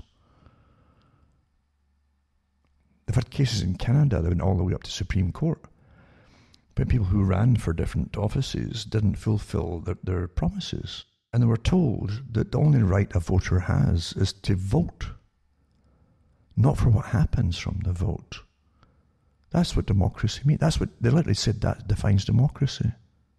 So any liar, and that's why most of them are liars, are going to politics, are politicians. They're psychopathic. They don't mind lying. It's a way of life with them. And for those who really rule the world, it's a natural thing to do, is to don't tell the children any truth. They see you as children, naive children, because they've kept you in the dark since you were born. And just like mushrooms, But yeah, people haven't got a clue of the system in which they and again, once you're out of school, most of your indoctrination is continued through fiction. Folk prefer fiction because life's pretty nasty and rotten and boring or whatever, or even scary. And so you escape from it all by fiction. And you live vicariously, either through sports. A lot of guys watch sports because in reality they have no ability or outlet to get rid of all their frustrations. So they watch guys, like a team is just a war on a battle, or a battlefield is the field, the playing field. And it's a pitch, as we call it, pitch battle, you see. And so they live out through these characters in front of them. It's a vicarious way of living. In their own lives, they're given very little power today. It's been taken away from them. They're given up to until they're afraid to even assert their own selves over anything at all. All deliberately, too. A complete war on the male as well, naturally. And to get them into this position. Everything is a battle strategy. I hope you understand you've been living through battle strategies. They don't end. And they simply run into the next phase and the next phase and the next phase of whatever part of it is. And many things are going on at the same time in this particular battling. How do you get rid of the main problems? Who are your main problems? Well, to name them. Okay, how do you get rid of these ones, Take away their power from them, make them feel insignificant, even tell them that the whole world's problems is theirs. That's what they've done with a lot of the males. It's ran through their in school, it ran in their heads, and so on. And so they're taught to even feel guilty about it for things that happened thousands of years. Nothing to do with them, nothing at all to do with them. But that's not the intention. The intention is to make them feel weak and helpless and useless and guilty. And at the same time, with young girls from a very early age, they're telling them to be assertive, etc., etc., etc. All battle strategies. It's all done deliberately. And again, people live through it, never catching on to it. Because strategies work awfully well if you get the children young enough. And that way, you disable your opponents. The ones who down the road could be your main opponents. Well, they're not there anymore. They're not there. You've eliminated them. A war on society, a war on every individual, a war on genders, a war on everything that could have worked and did work at times. Nothing works perfectly, but the fact is complete war across the board to disable everybody in society, to get society itself collectively disabled. That's warfare. This is all warfare. Awfully effective. I'm not just making this stuff up. I've looked at the techniques for long-term and long-range warfare. And they have some, which can scare you with some nations that are at war at the moment. And how they've looked at that their opponents, right down to the children that are getting born, to eliminate them. So they target women in those countries. Because they breed the boys that are going to be the problem down the road. They're going to fight certain nations and so on. It's just astonishing what you read, and it's horribly effective. I mean, horribly, when you see it's actually been done for years and it's still ongoing. And this is taught as battle strategy. So when you look at your own nations and you see this long-term goal to eliminate opponents and then put in others that's been well known through the incredible studies that have been done on genders, women are more apt to go along and try something new and changing society if it's given to them by superior authority. You see? And so if you put experts behind folks, they're more apt to follow that and go along with it. And that's why you see so many today being placed, by the way, in charge of different functions in nations, especially during a phase of massive change. It's not coincidental, by the way, you know. And most of them are openly what they think is. They'll say they're socialist, but they'll go with the wind, and they do like to feather their own nest as well as they go along. So it's not for ideological purposes. Everything's a sham, really, isn't it? Everything's a complete sham. But the last folk who must figure this out are the public themselves, because the war is always on the public, and it's subdivided into different sections and groups of the general public, and ages too, of course. So again, you got to stop participating in deception, your own deception. But yeah, I can remember when Pierre Trudeau, reading about him years later, for instance, but it got me onto the track of looking at real communism. And I wasn't in Canada at the time, but to look at real communism to see how it worked. And Pierre Trudeau was a leader of the Young Communist Party for Canada. And he led the group from Canada for the Comintern Communist International over in 1952 to Moscow. Others too that I could name today, not just in Canada, who are names today. Others had big parts in that too. But there was a woman, in fact, who was part of the Young Communist International group. Recently I mentioned her name too. It's prominent in the newspapers. But anyway, Pierre Trudeau did follow it to the letter. The idea was they knew they couldn't overthrow the Western. It was the people. Remember, you are the nation, not the leaders. Huh? And that's why most of the work is targeting you to get you to change a whole bunch of things, you see, in your ways of thinking.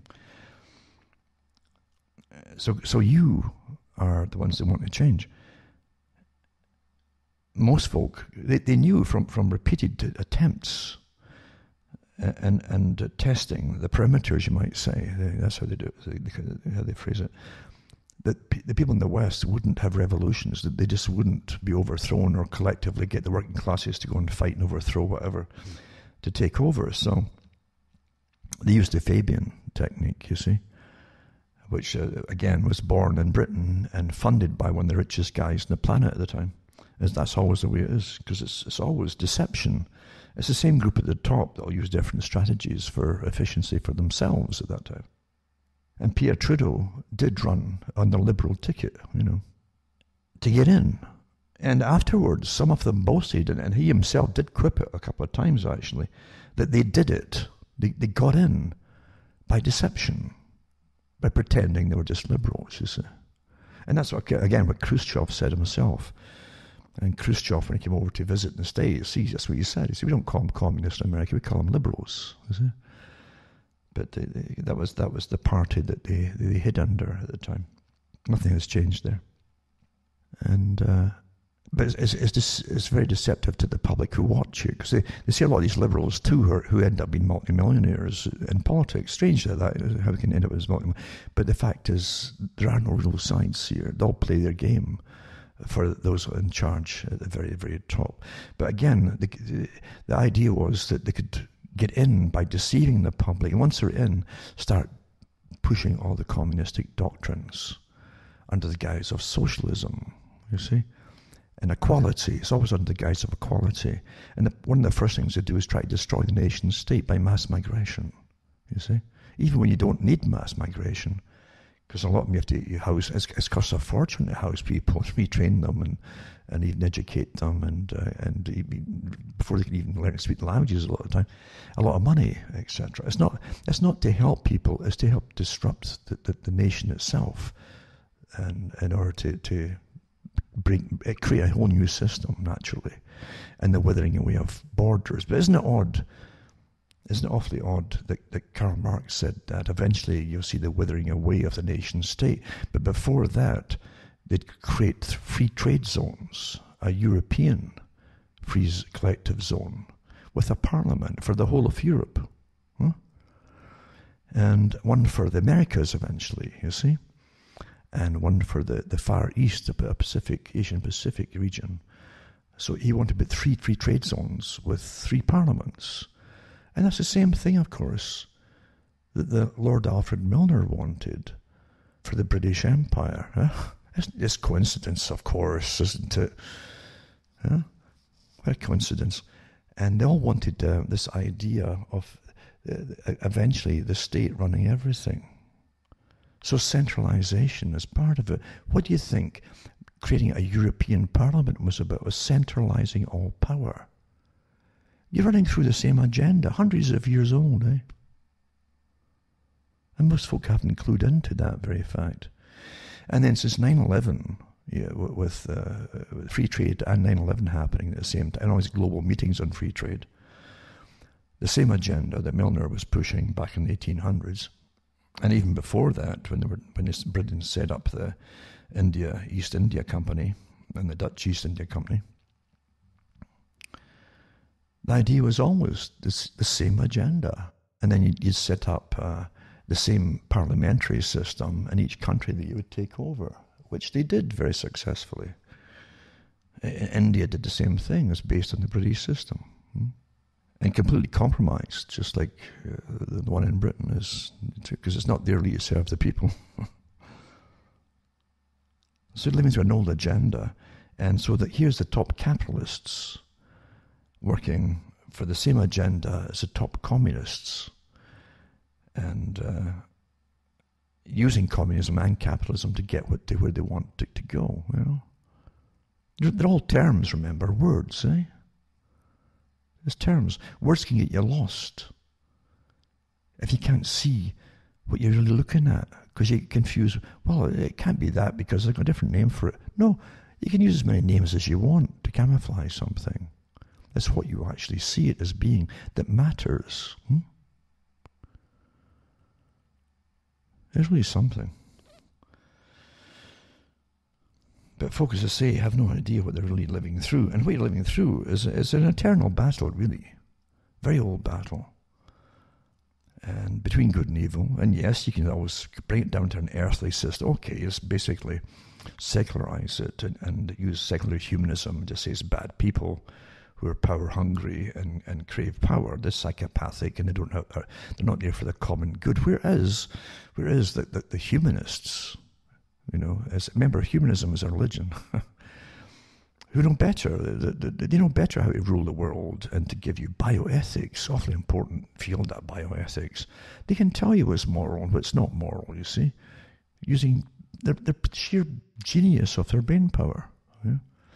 Because somehow they're untouchable. The common things that might make you get tempted, no, it doesn't bother them at all. They've got it all, you see. We live in amazing times. Watching all this stuff is kind of comical. But the folk never catch on. But as I say, you're going through evil times. You can feel it. It's tangible.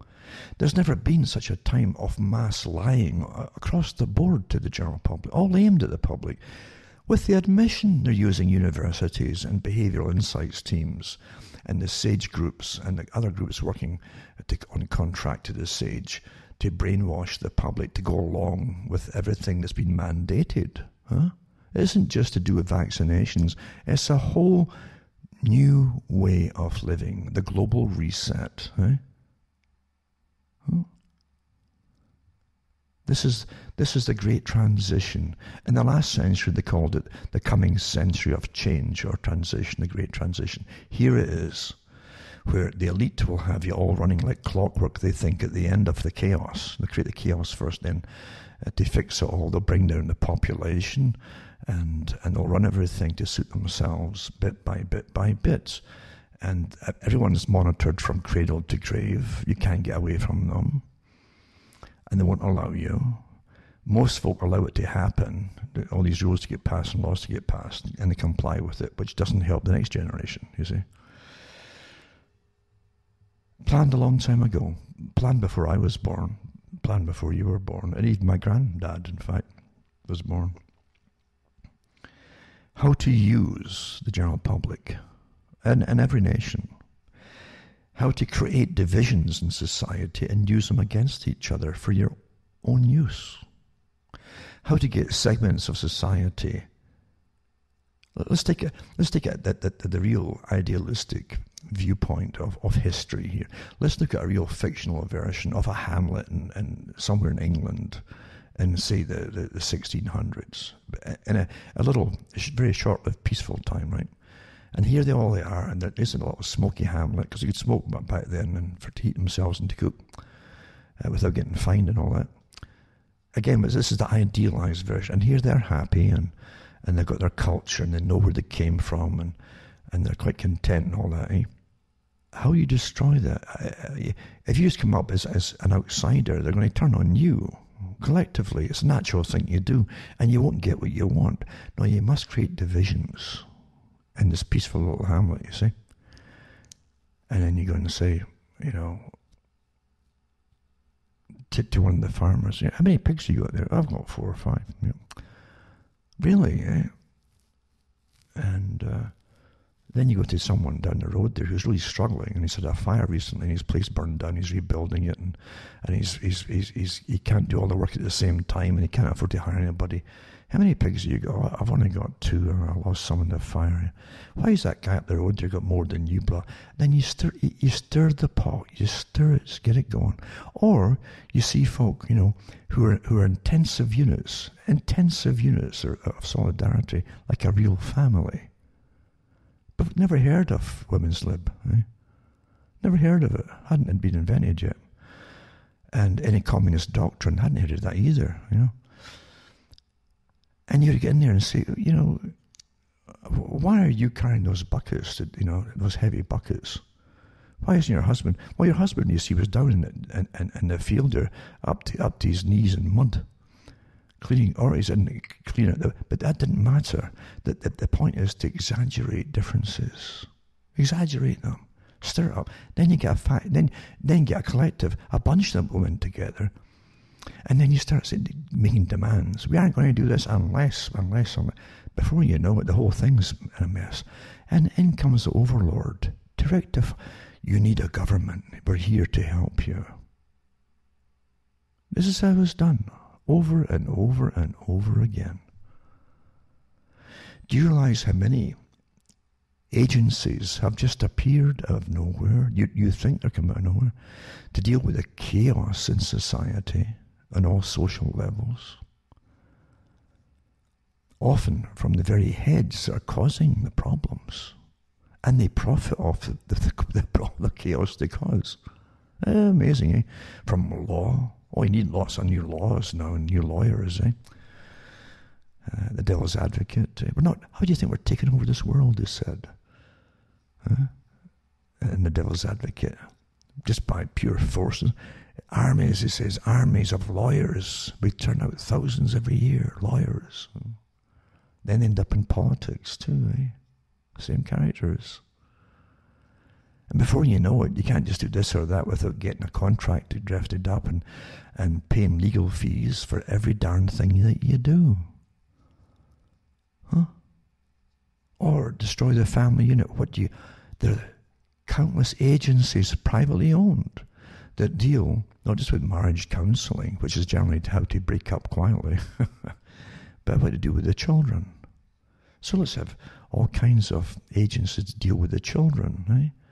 And foster homes and this and that and the other, and psychologists get involved and psychiatrists, and every bit of chaos you cause, a disruption as you destroy society and the fabric that holds it together, and the psyche that holds it, they profit off it. Amazing, isn't it? Interesting. It's also interesting. It's interesting that you enter an area that most folk don't want to look at. It scares them. You see, in an age where you haven't seen mass slaughter, like open slaughter, pits being dug and people being buried after being shot and killed or whatever by all kinds of methods, they're wide open for it to happen in different ways. Disease. It doesn't look so bad. Well, it's disease, you know. In an age where one of the top fields that you have for war is biowarfare, it is always said to be the weapon of choice for the future, biowarfare. And the beauty of it is you can't really, you can suspect all you want, you can add little bits all you want, but you always need an admission, like some crime drama, and you're not going to get it. It was the same with weather warfare. Lots of data from the military declassified on weather warfare. It's not a la-la land thing. It's not some conspiracy thing. They admit it from the Department of Defense declassified articles that have done it. They did lots of it in Vietnam to create massive flooding, for instance, in the Ho Chi Minh Trail. Weather warfare. Mud. And weather warfare, they said too, that the advantages of it, again, it says silent weapons for quiet wars, isn't it? Is it you can know all your, we're getting these strange signals and the weather's changing or, things like that. The HARP technologies, all countries have it now, They had it back in the 70s in Russia or Riga, where they could blot out a lot of the airwaves in the West. Montreal was the first one to pick it up, I think. And it was a woodpecker effect, they called it. And it was a high-intensity, powerful signal again put up into the ionosphere. And that's how the HARP technology works. Bounces off it, can intensify it too. You can actually aim it to bounce off and reflect down elsewhere on your target and block out all transmissions and on the AM frequencies, etc. Old technologies. And then you can superheat the atmosphere. They found out with the Alaskan one, testing that, superheat at standing waves. And you had these big explosions in the sky, clear skies, just boom. just superheating different parts of the atmosphere. And then lightning strikes in clear skies too in BC. It was interesting that. And you can aim that too across using the ionosphere as like a mirror to reflect it.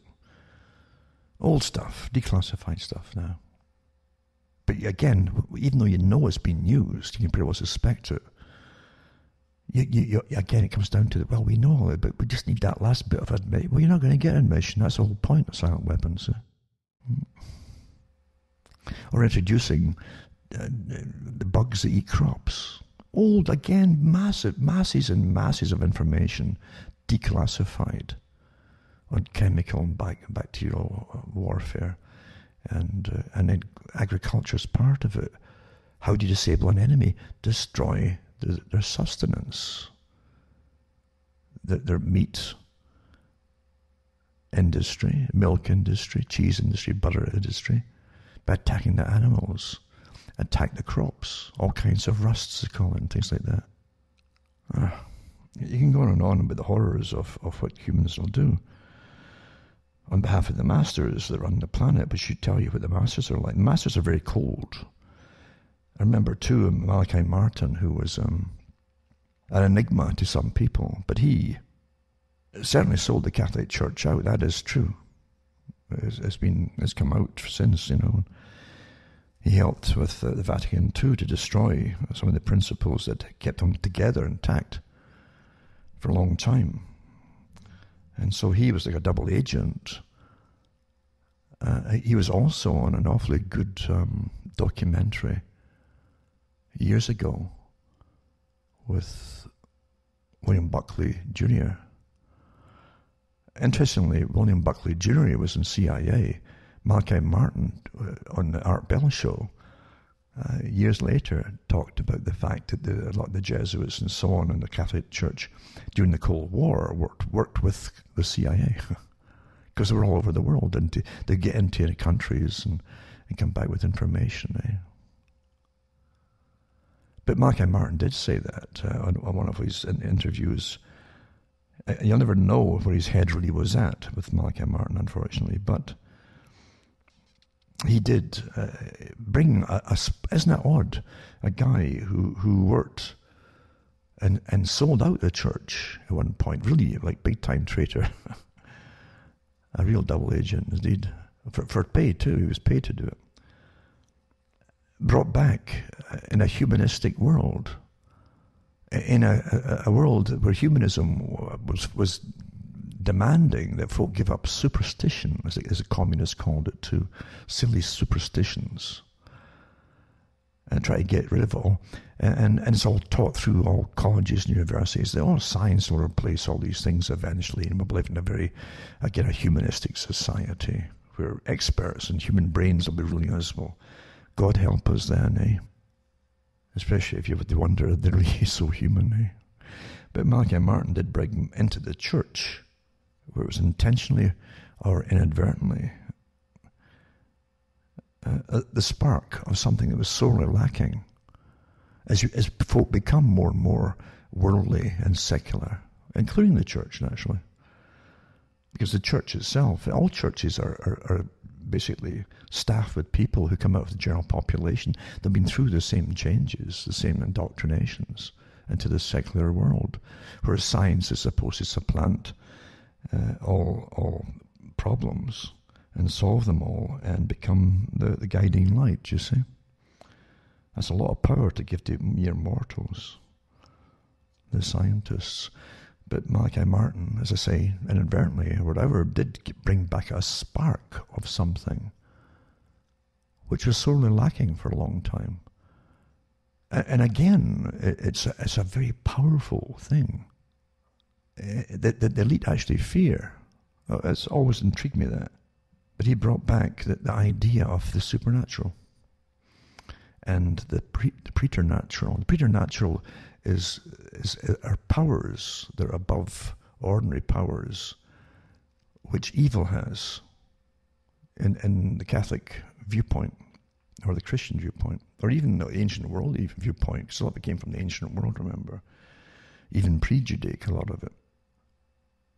And he brought out hostage to the devil. excellently written book describing people. You can take it from two ways.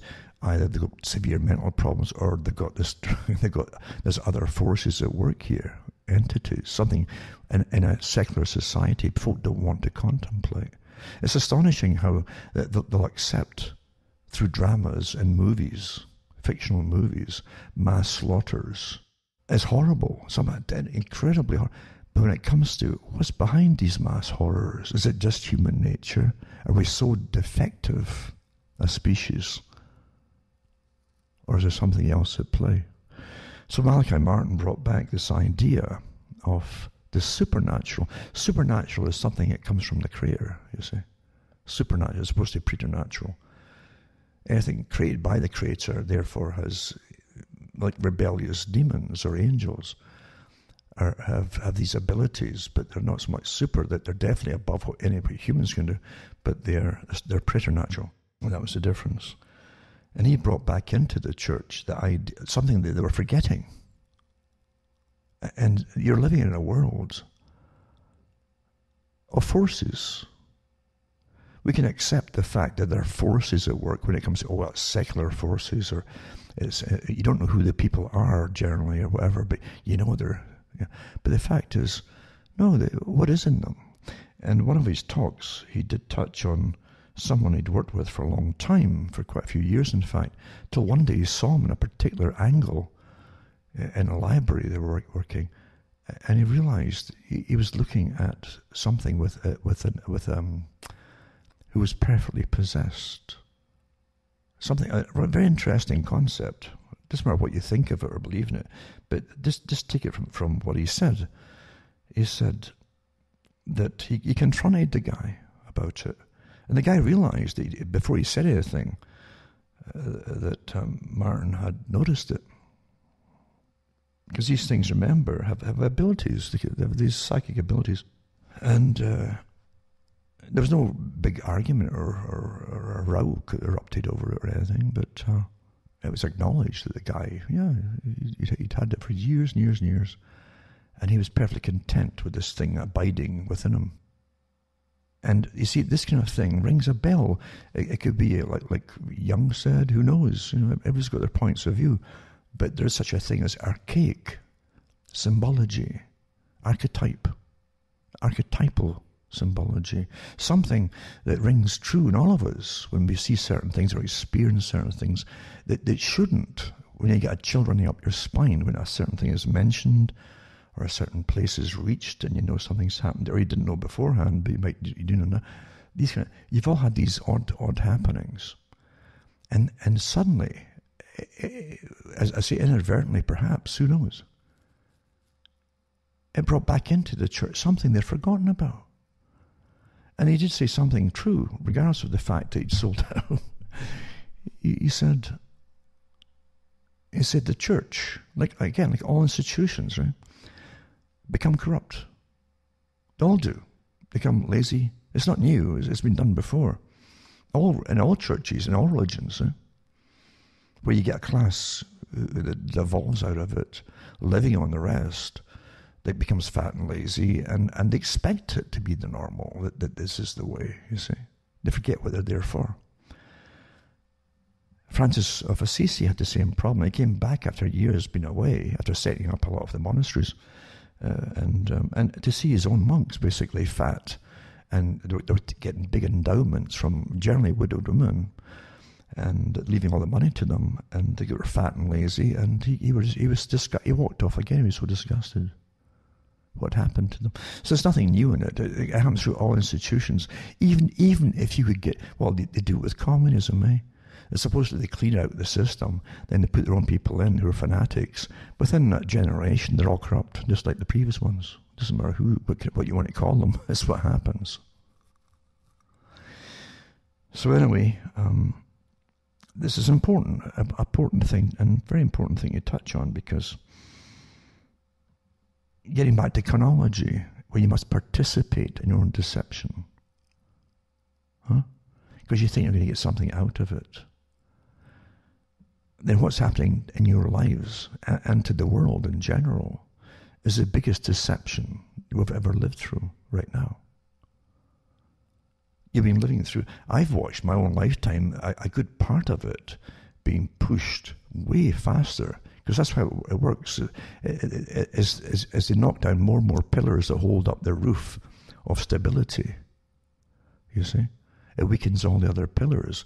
And the fewer pillars there are, the faster they can move then, you see. And that's what they've been doing since, well, the last 50 years or so. And you really see it happening, and you see the fruits of it. And the fruits, again, it's almost like demonology, where things will wither very quickly, including the fruit itself. But what's awfully important is the one thing that churches had forgotten, especially Protestant churches, because Protestant churches were completely hand in hand with science, from logic again, and so they were easily converted right off the bat, you see, into the idea of, oh no, it's just, they can pray and all the rest, but no, don't believe in it too deeply, huh? And there's no central command. In Protestantism, hundreds and hundreds of, there's still new sects dividing yet from previous divisions, and that's another thing when there's no central command, you see. But they gave up, they embraced the science so quickly. And that's why they were the first ones to fall away from churches. And of course, then you have Freemasonry through it to a humanistic religion to an extent. Higher orders is a bit different. It's more than just the humanistic part. But this is the important thing of all. Communism, which is a front. It's a front, communism, for those who want to rule the world. Of course it is. Just like today, the World Economic Forum is a front for the same group that wants to rule the whole world. Just like the whole idea for COVID and complete lockdown, restructuring of society, destroying all economies and rebuilding is a front. It's all the same system running it all. But from the days of communism, you had the communists themselves laying out what they had to destroy. But the top was religion. Because people, they won't stand and fight for basically a secular idea. You can't get them all to fight, you see. But you can get more of them, and almost all of them may fight for religion or a belief, especially a God-given belief, with God-given rights. Well, who's going to oppose God-given rights? Well, look who's doing it today. The World Health Organization, from the start, they got to end this exemption for religious purposes. They've been at that for years and years. Really? It's an awful nuisance, this God-given thing. You've got rights by your creator. You're born with them. And these characters are there to persuade you to give them all up to them. Mao Zedong, great Mao Zedong in China, said the same thing. He wasn't scared. He wasn't scared at all. He says, all power comes from the barrel of a gun, he says. But he said what did frighten him the most was a big idea. What he was referring to was religion. When the communists took over the Soviet system, they went to slaughter. They got the worst beasts imaginable in human form to do the slaughtering. That continued throughout this whole Soviet Union's period, by the way, and all the Soviet bloc countries. Horrible things were done. And that they wipe out religion especially. They went to town to try to eradicate it. You saw it in the Spanish Revolution too, the so-called Civil War. There's really communists behind that too. And what they did to the nuns. Or Trotsky's train, when he was head of the Red Army in the reign of terror in Russia. And he had actually priests dangling on ropes at the back of the train as they went past all the different villages and stuff. Never changes. Never changes. And yet, those once they're in power, they can kill millions under different guises. Even for necessity. Well, we can't feed you all. No. then they'll encourage you, and they'll get people from academia to come out and explain to you why it's necessary that you just starve to death, or you don't live too long, because there's not enough medications to go around, you know. You're going to cost the state money, just like you do in Canada now and other countries, step by step by step. But at one time, folk would be horrified. I'm not talking about real, deeply, fundamentally religious people. It was a natural thing that people felt. You had God-given rights, and life was precious. Not the Julian Huxley type, where we'd have to knock man off his pedestal and train him and teach him that he's just another animal in order to change and rule over him. That's what he said, eh? But what they're afraid of is the other thing. Because what scientists can actually take on God, eh? And it doesn't matter why he prattles off about his degrees and this, the other. It makes no difference. Huh? It's like the US Constitution, it was put together by Freemasons. And again, not all of them were absolutely exactly like peas in a pod. But they were sworn allegiance to the same kind of things. And they said, you know, that this was a chance for folk to rule themselves, like an experiment. It was called the Great Experiment at the time. The Soviet system was called the Second Great Experiment.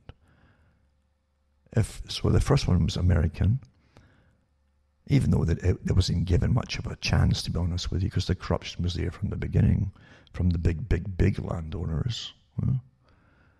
And Washington came out of it owning, 200 miles of land, I think it was, that he did at the start. So it was very profitable too, when you get away from the foundation myths of countries. But it is interesting to note that they talked about self-evident, that's what was self-evident. The people had rights, and it was self-evident. What they really meant was it's given by God. They hate to use the term, being Masons, most of them. You know, not all of them, but most of them. And but it was self-evident. Well, that which is self-evident, that the rights you have have been decimated since then by those that rule. And it's a joke, a sick joke, to try to pretend that the US is still the same US of A. Yeah. It's not. When someone has a state coming after them and goes through their entire savings, if they could live another 500 years, they still couldn't take the state on. If you can't afford, what kind of justice is it where it costs thousands and thousands and thousands of dollars to properly fight some charge? That's railroaded. That's not justice. That's power. That's corrupted power. Of course it is. And then the state takes away one right after another. Again, using all of its agencies. Well, now we've got this other agency, this health agency now. You know, it's privately owned, but it's a health agency, and they'll you better do what they tell you. You see. And these religious exemptions just won't stand up. No, we can't have that. That's an abuse, you see. It's always the same thing, isn't it? They could never go so far as they've done without chipping away at religion, step by step by step. Most folk, the best Christians I've ever met, are quiet Christians. They'll stand up for themselves, but they're not the ones that the TV type, you know, that go around there with the prosperity doctrine, you know, to make money. And God wants you to have gold now, you know, not in heaven, like one of them said, one of the preachers did say a while back. But no, most folk are quiet, but they have their beliefs, and there's enough of them. They can be a problem to people who want to take all the rights away from them, under whatever excuses go, the common good, you know, and the greater good. So communism always hammered at it. It was the first target of the French Revolution and the Bolshevik Revolution, going on to the long-term Russian Revolution, the Soviet era. And here it is all again, eh? Same thing. Do you look at the characters you see on television or on the news spouting what they're spouting today? Do you want to have them as your supreme leaders and the supreme being over you? Do you really, don't you feel a bit of trepidation when you look at them and listen to them? Today, especially? You better hear the warnings and motivate yourselves, because everyone here is involved. Everybody's involved right now. And you're all going to get the ultimatum given to you individually. You know that. I look at different authors and the lives of some of these authors, like Aldous Huxley, a man who obviously was up there in the planning. He was in because of his family connections and the big agenda. That's why he came out with Brave New World, that science would dominate and control, and that's all there would be. No mention of a supreme being or anything above that sort of thing. Some deity, some god. And Brave New World, it was just purely secular, and science running everything, right down to the breeding of people. And the non-human births, even our pregnancies, really, everybody's grown in a test tube to an extent, and sperm and ovum came out of the same selected batches over and over. They'd been altered to perfection, supposedly. So you had the division of labor, the communistic division of labor, for those who don't know about that. That's what the alpha, the betas, etc. Were designed to do. And the alphas at the top were the natural leaders. They were designed to be the leaders. And there's alpha plus as well. But all the way down the way, right down, they had the division of labour was done right down to menial tasks for certain types, and therapies and drugs, naturally, to keep people in line. If the ones at the bottom with their monotonous tasks and repetitive tasks, etc. An advanced civilization that they created. But there's no mention anywhere of any particular deity. Religion had been abolished pretty well. The closest thing to it was in the books from the savages. Some of the savages outside their huge, supposed magnificent utopias, the cities outside it was the savages, remnants of the old ones who were born naturally and things like that, very primitive people, they said. And one of them, the main character in the book, The Savage, that they brought into the city to show him off, had read Shakespeare and other books too. He was talking about beauty and love, and the people couldn't imagine that. He was mixing with the betas and so on. They were too happy doing their own thing, free sex, different partner every night. In fact, it was illegal, I think, to have the same partner twice a week. Very important, you see, no bond. You can't, if you bond to anybody, you could be a problem for. Now there's two of you against the state, perhaps. It's much easier when it's just you and the state's against you. So a family is taboo. But they bring him in and they kind of laugh at him and see everything is kind of quaint with these old-fashioned ideas of bonding and bringing up children yourselves and all that. But they couldn't relate to him at all. But really, when you think about it, what it was showing you is that artificial humans who've been altered, literally altered, genetically altered, to be created, to be what they are by humans, weren't really different. They weren't the same human as the savage at all. He was natural, and they were not. They were unnatural. What really changes? You're back into the same area, whether you like it or not, of not just philosophy, but religions going back for thousands and thousands, maybe even millions, who knows, of years, of the questions that are asked about life in itself. And it always comes down to the same thing, that which is different from you. Different. Humanly different, And that takes him back again in a circle to the idea of all those that work in the realm of Conology. Back to Conology again. You must participate in your own deception. The armies of people paid big money from your tax money to lie to you and convince you and deceive you and manipulate you and nudge you into doing that which perhaps is not in your interest to do, your best interest to do.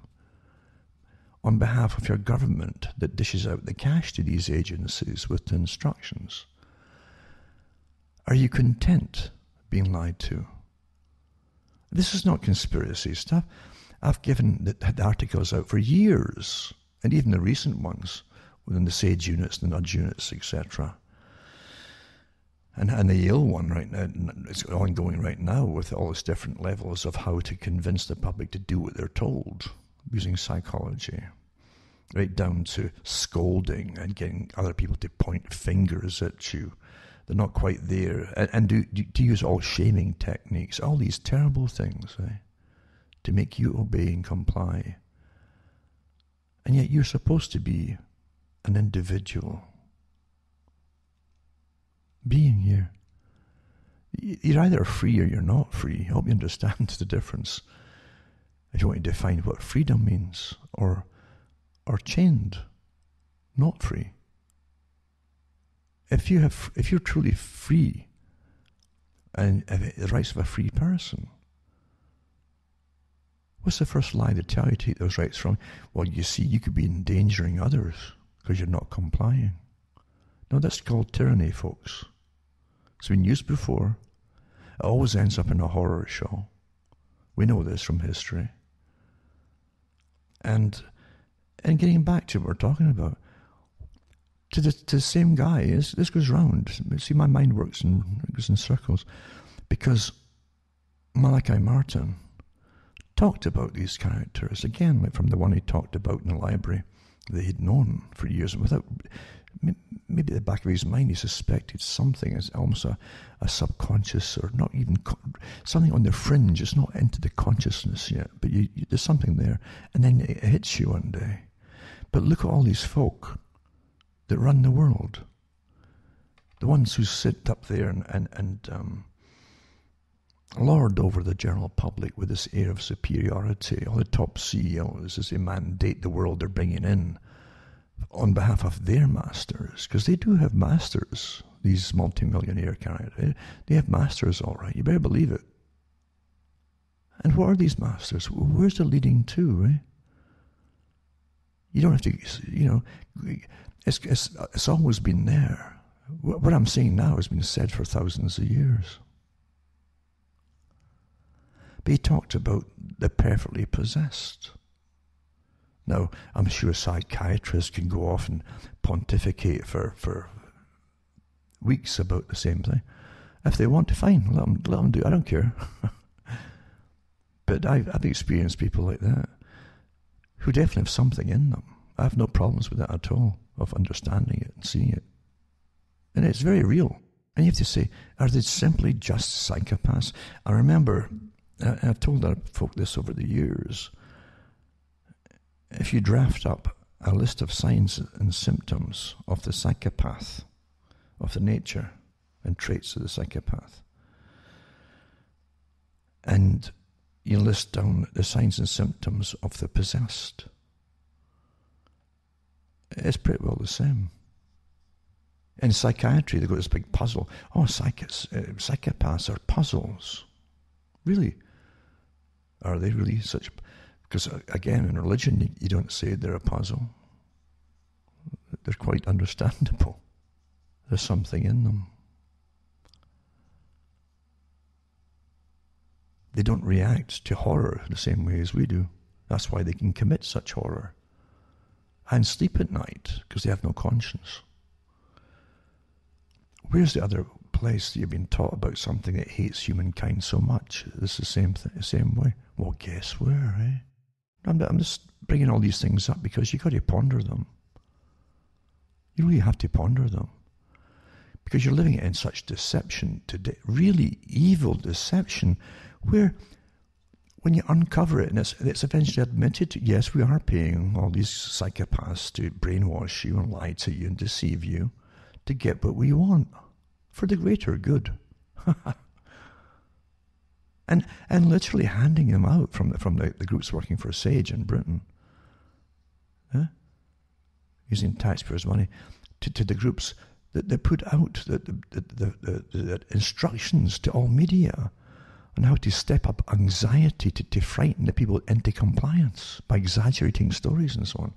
Whoa, this is admitted, this is published admissions here. What kind of characters go home after terrifying the public and sleep well? Well, you can say psychopaths if you want. But eventually, you're going to see a lot of compliance towards these psychopaths by folk that you might know, and local cops, and everybody else, as they start to enforce all these horrible mandates on the public. And you will, individually, you're going to come down to the choice. You always knew it was coming. And it's a good thing to contemplate before it all happens, isn't it? In the meantime, as I say, step by step, hopefully you've done what I've mentioned. Try and get a few people to at least help each other out. Swear to help each other out. Do it. Because you all need help. What's coming down the pike here. For basic necessity, just getting along. Because, as I say, the food supply is a big target of those at the top. They want to destroy it to an extent, to starve you into compliance. So I really mean this. This is war. These are all warfare strategies as we're going through. It's nothing to do with COVID.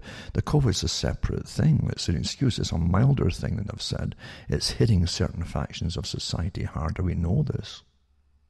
And you can guess as much as you want if it was all accidental or was purposely released. It's up to you. So what you want to think or believe. But put it this way, I see them all in it together.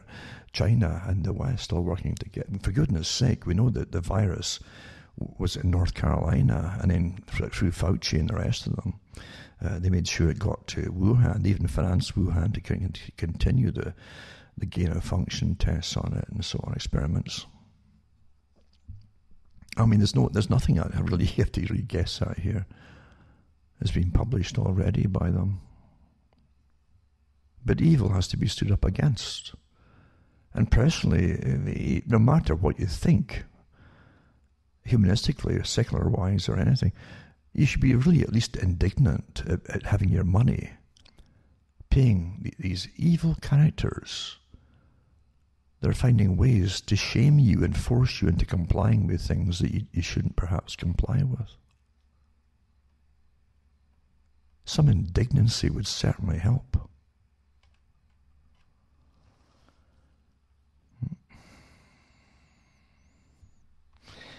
I've given so many talks about the system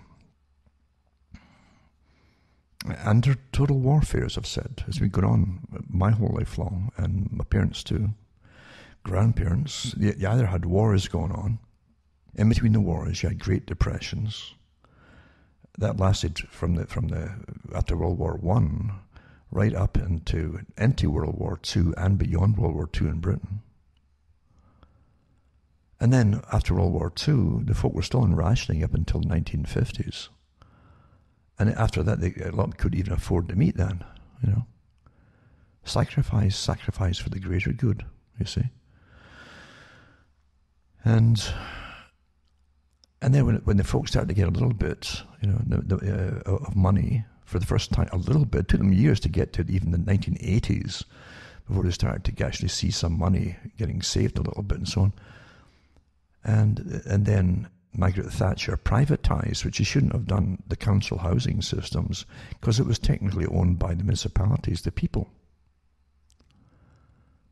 And it guaranteed housing for all paid for by your grandparents and great-grandparents, you know, already. So how could you even sell them off? But they did. And then when they start to think they're getting ahead and so on, they're involved in all these foreign wars in the Middle East, masses of migration into Britain before that too, and then during it and afterwards, across the whole of Europe because of it. The blowback was all predicted before they started the wars. It was part of the strategy. And then they give you a financial crash in 2007 and 8. And guess what? You're into austerity. And here's the next part of it, and the big changes too, and the complete reworking and rebuilding of a world society based on socialism, because they're done now with the so-called the pretense of free enterprise and democracy. Has served its purpose. There's never a generation been given peace. Really. Think about that. They really haven't been given any peace. Wars, depressions, bank crashes, rip-offs, plundering of the economies. One thing after the other, eh? And yet folk want to preserve a system because they're brainwashed to think it was all real and it was there for them. They want to try to preserve that system for themselves. Whatever you do, you can't go back to the same crooks running you. Can't do it. With the pretense, that they're there for you. They should have had enough of all that nonsense. And you certainly don't want the communistic replacement for efficiency's sake that the masters now want. The authoritarian society. I know that when I look and listen to some of these radical front people who are put out there, they're all fronts, all of them. And you hear them completely altering reality as you live through the reality about what you're seeing and what you're noticing as news. And they're preaching radical communism with all of that which it entails, which is mass slaughter down the road, maybe even sooner than you think. You got to say, what is in these people? And even if you say, well, okay, they're front people for much bigger organizations, which they certainly are, because I know for a fact they would change their tune if they're told to give the opposite points of view, and they'd still get up the ladder to power. They would do it overnight, immediately. They are what we call psychopaths, certainly. But is that all that's in them? And then you have to say, why would you accept a system where such psychopaths are picked and chosen and trained and employed and used by the elite to rule over you, to change you? Why are you doing it? Why are you accepting this? You're hearing them say it's blatant lies every darn day, which can have no resolution, any practical sense, to bring peace on earth, put it that way. It's meant to create incredible divisions, and because it's based mainly on Marxist fantasy, it can't be satisfied anyway. It's a system based on hate with targets, and those who are taught to hate are told who their targets are. That's not going to end up peacefully.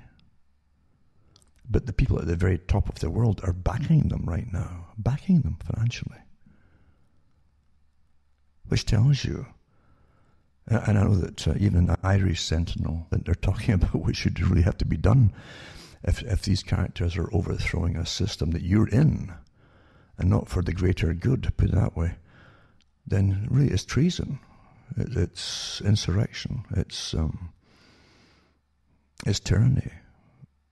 In any real system, it would have to be dealt with and then put on trial for what they're doing and what they're going to do, what they're talking about doing to everybody, and dealt with and charged.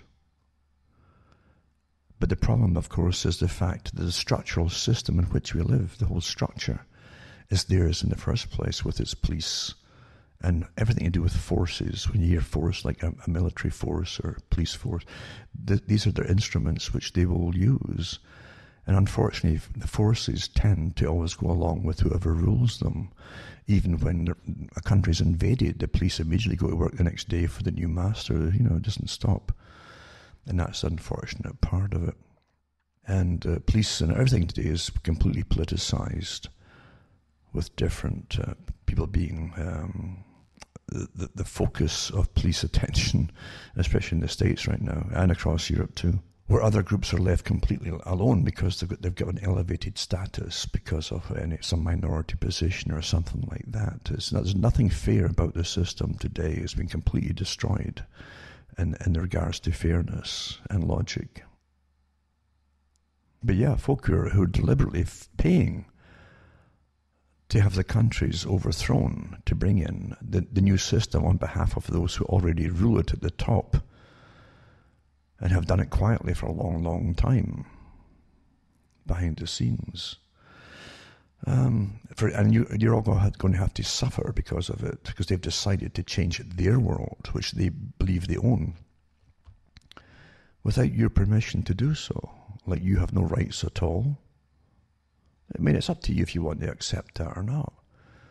But these people who are funding massive overthrow of a system that belongs supposedly to everybody. Okay, it's a farce, we know that. But supposedly it belongs to everybody. You're all paying for it. And they're changing it for their agenda at the top, using all instruments at the bottom for themselves. And funding groups that are radically burning down parts of cities and so on. Funding them. As I said before, under the anti-terrorism law, if you accept money from terrorist organizations, it's the same if giving money to terrorist organizations, you are classed as a terrorist. Well, what happens to all these CEOs and corporations here? You either have the laws or you don't have the laws. You can't select it. It can be selectively enforced. But this is the new system you have to be brought into, with all these things in play at the time. The WEF, the World Economic Forum, has already stated, along with the Club of Rome and others too, that work for the big global structure. They've already said that all the sustainability rules that they couldn't get the public to accept, for like depopulation and post-consumerism and a serviced economy, all this kind of stuff that I talked about years ago. If they couldn't get it done that way, they can get it done by using under the cover of COVID. And they could only allow the companies that would go along with sustainability to reopen. The ones who they deemed, and they're what do you call them, star chambers, where you don't know your accuser. They'll just decide that you're not sustainable, not essential, etc., and you can't reopen, yada, yada, yada. And you only accept this. Oh dear, folk really don't know. And this is the sad part, the path. See, you're managed step by step to give in and to concede, step by step by step by step. And the hope that somehow they'll miss you and it won't get as bad as you suspect it might. That's how it works every time. This isn't the first time in history this kind of thing has happened. So there you are. Now I'm going to touch on a few articles tonight. But again, I've got to keep reminding you, go to cuttingthroughthematrix.com,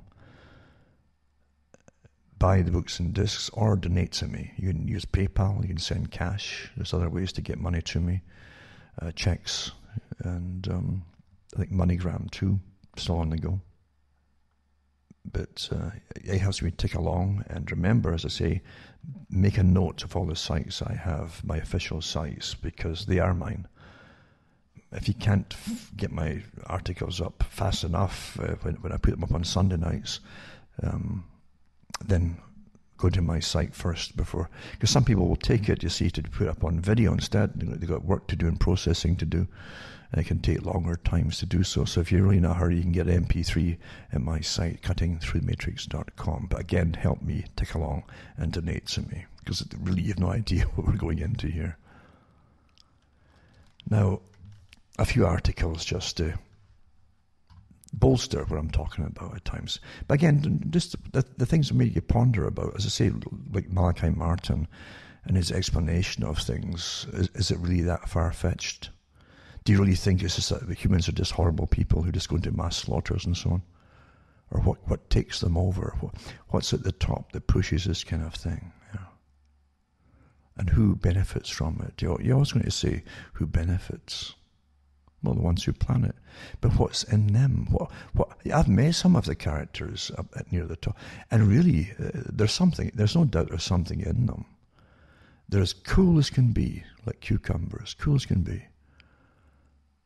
And they don't get stressed, so you could certainly say they're psychopaths. They're not stressed. Psychopaths can't handle stress, you understand. So they don't generally have it. They'll work off stress by getting into someone else's head near them, even a couple of people, and having them argue with each other. And they'll sit back and watch the conflict that they've started. They sit back and watch it, and that pleases them. They get a release from it. That's what a psychopath does. They're perfect for that. It's an amazing gift they have, if you want to call it a gift.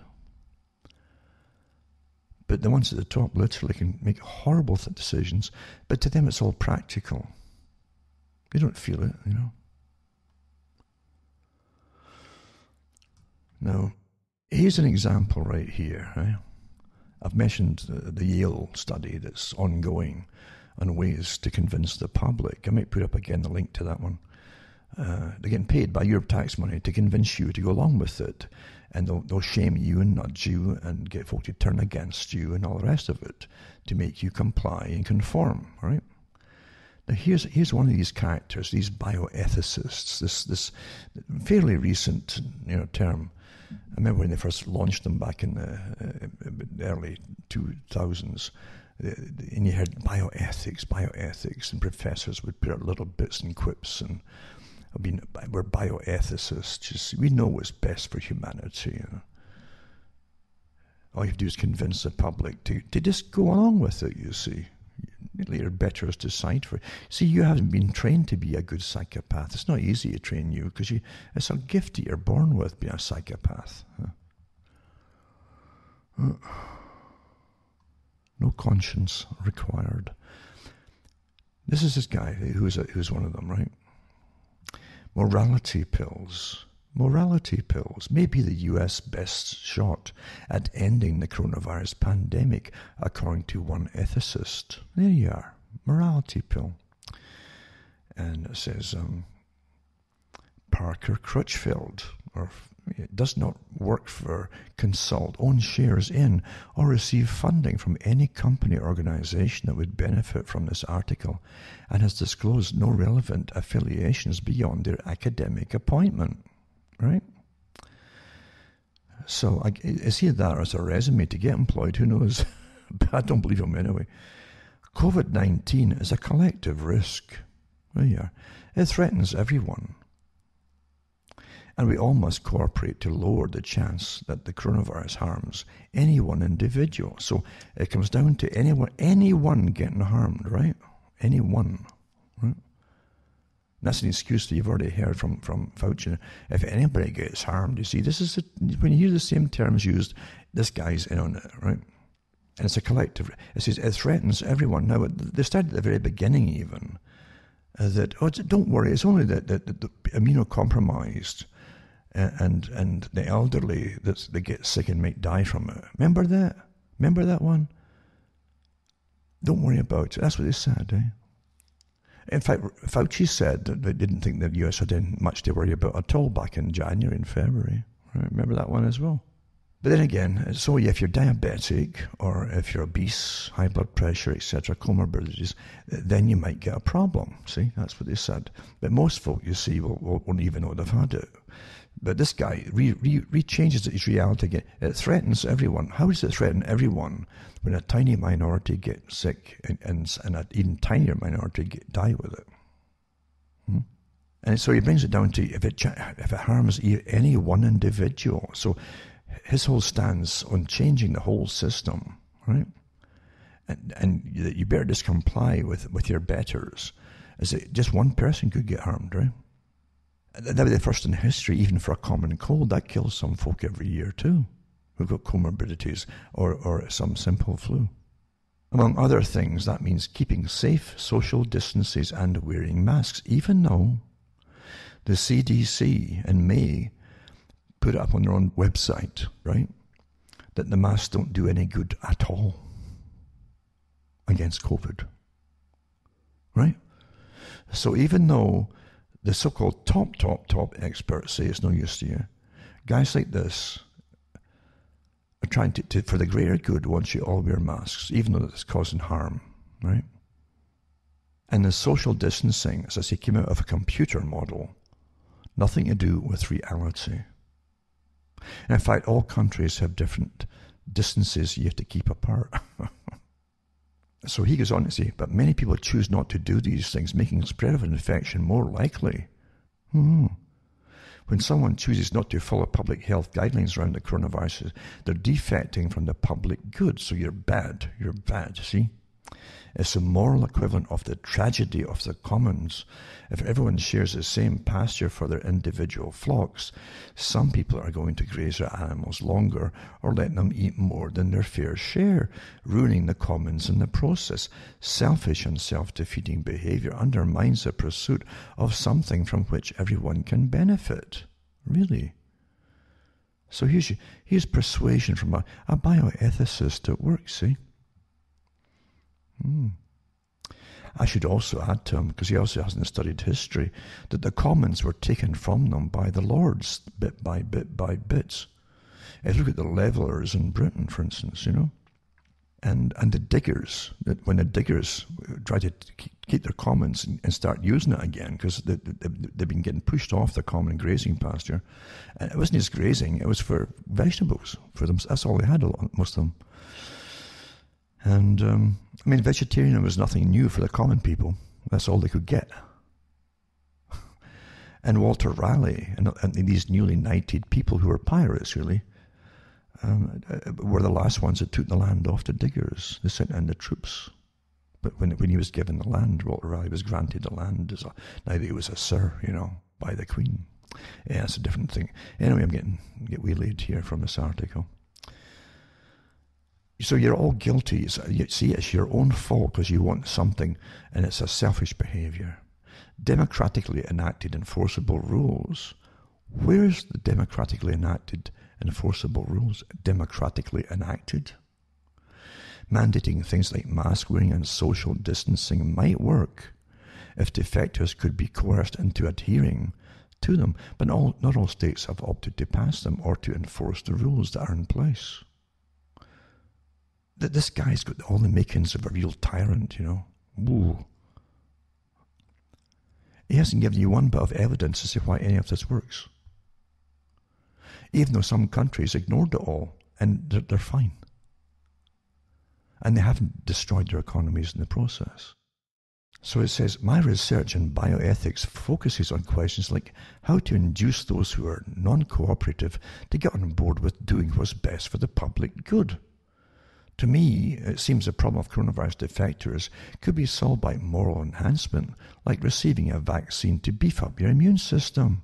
That's a moral enhancement. People could take a substance to boost their cooperative, pro-social behavior.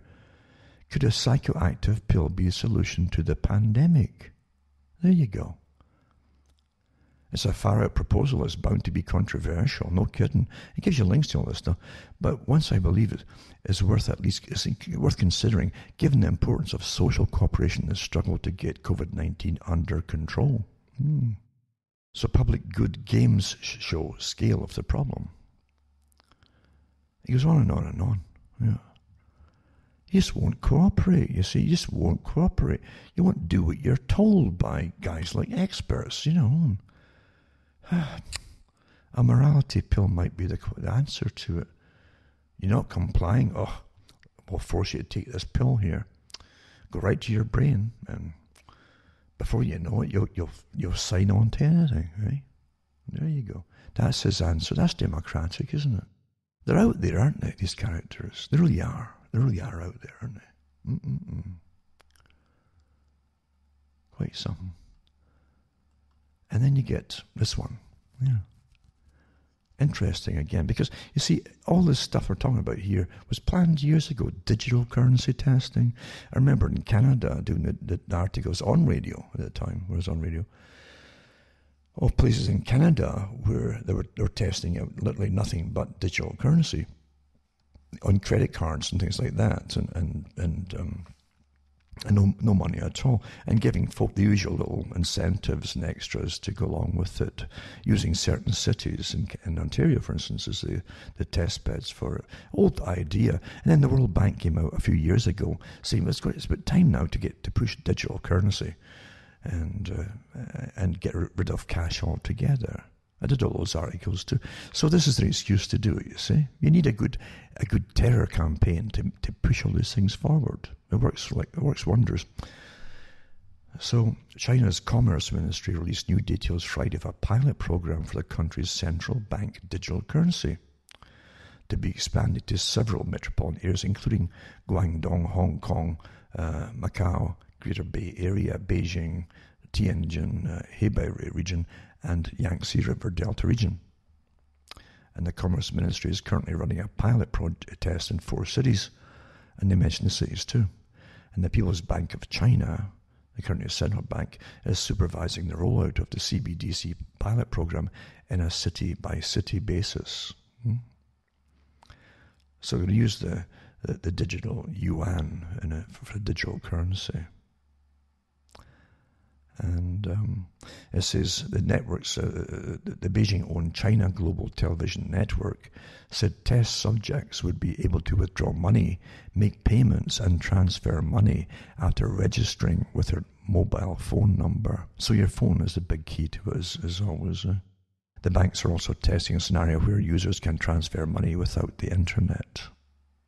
So this is the way, and it ties in too with your basically your social standing program, your social status basically program, because everyone's getting that. And with the COVID idea, everything is getting rammed through. Everything that they've been talking about at the World Economic Forum for years and years, and the Council on Foreign Relations in their Foreign Affairs magazines.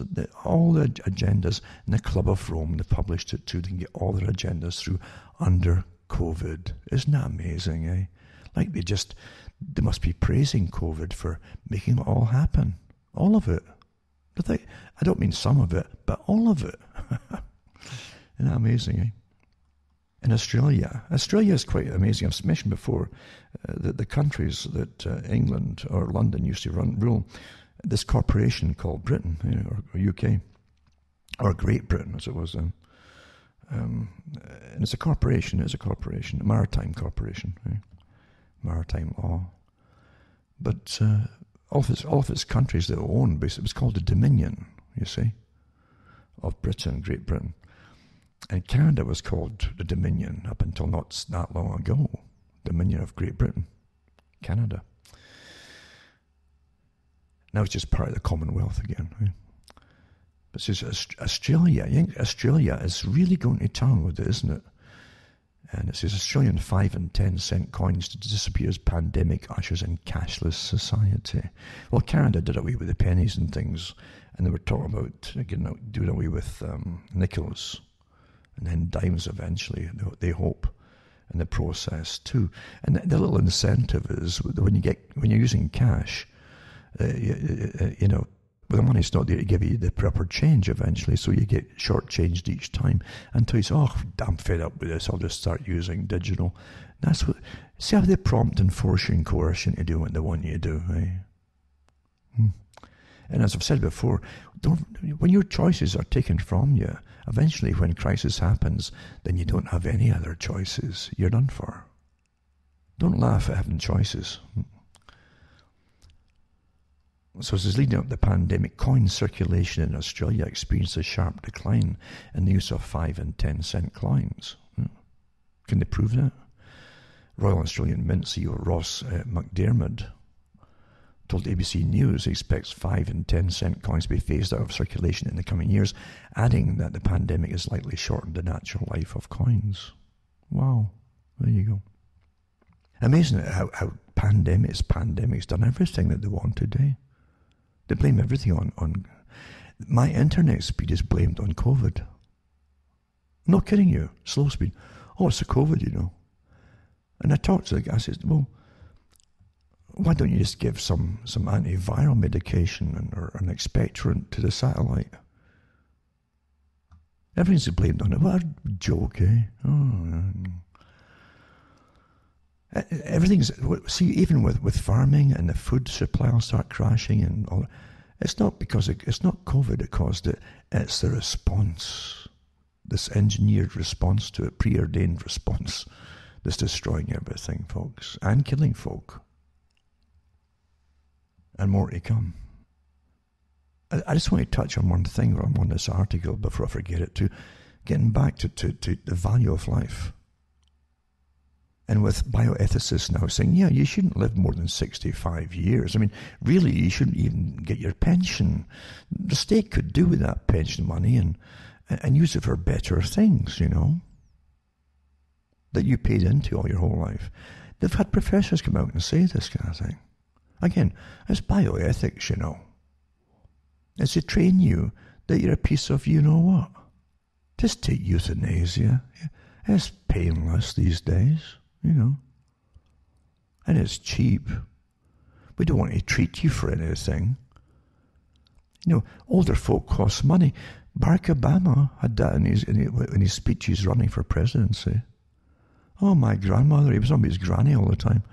And she must have cost the state quite a lot of money. So what? How much money did he throw at the wars? How much money are they throwing at vaccine companies? Trillions of bucks across the planet. Trillions of bucks for all things that won't be used. Trillions of bucks to keep everybody from going to work. And then they'll try and tell you that to treat you for something, oh God, it's just too expensive. When you see a failure in logic, in the continuity of logic, you're being deceived, folks.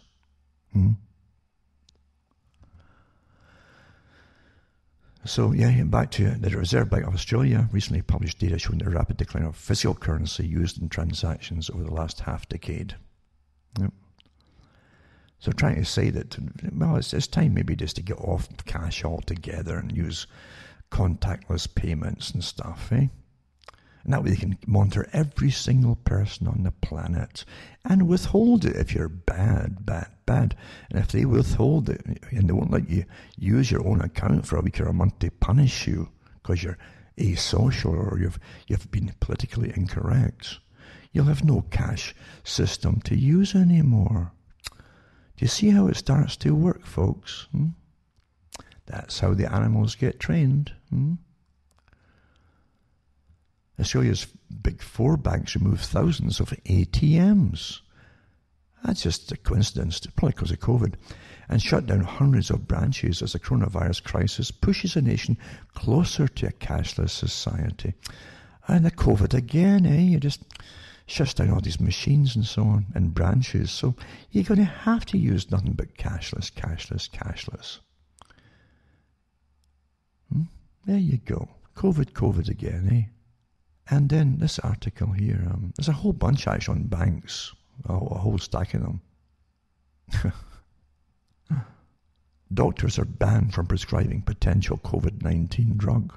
And this is in Australia again, in Queensland. There's new prescription rules brought into effect in Queensland Tuesday, mean clinicians are banned from prescribing the drug. And it's that hydroxychloroquine one you're not supposed to mention. Yeah, it's banned, hydroxychloroquine as a COVID-19 treatment. So the doctors are banned from prescribing it and get a $13,000 fine. Isn't that astonishing? When you qualify as a doctor, you're supposed to have the license to prescribe anything you see fit. But again, that's in the old system of freedom. This is the new freedom. Freedom to do and obey what you're told to do by the ones at the top. At the moment, hydroxychloroquine is an anti-malarial drug now used to treat autoimmune conditions such as lupus and rheumatoid arthritis. Right? This goes on to say there's no solid evidence it's effective against COVID-19. But I'll put up articles too, because remember, you see, Fauci said during the SARS and the MERS one, MERS, It was effective. It was okay for that coronavirus, you see. But at that time, he didn't really have his pals at Gilead going with antivirals and things, you know what I'm saying? Apart from that, this particular hydroxychloroquine is awfully cheap. Eh? Awfully cheap. So anyway, yep, they banned it there in Australia. Australia's awfully authoritarian now. It's just sad. Was COVID-19 a cover for an anticipated or planned financial crisis? There you go. That's global research. And it says a major sign of financial distress in the US economy kicked in mid-September of 2019 when there was a breakdown in the normal operation of the repo market. This repurchase market in the US is important in maintaining liquidity in the financial systems. It goes on and on and on. But I'll put this one up for those who want to read about economics and so on. But of course it's all part of that too.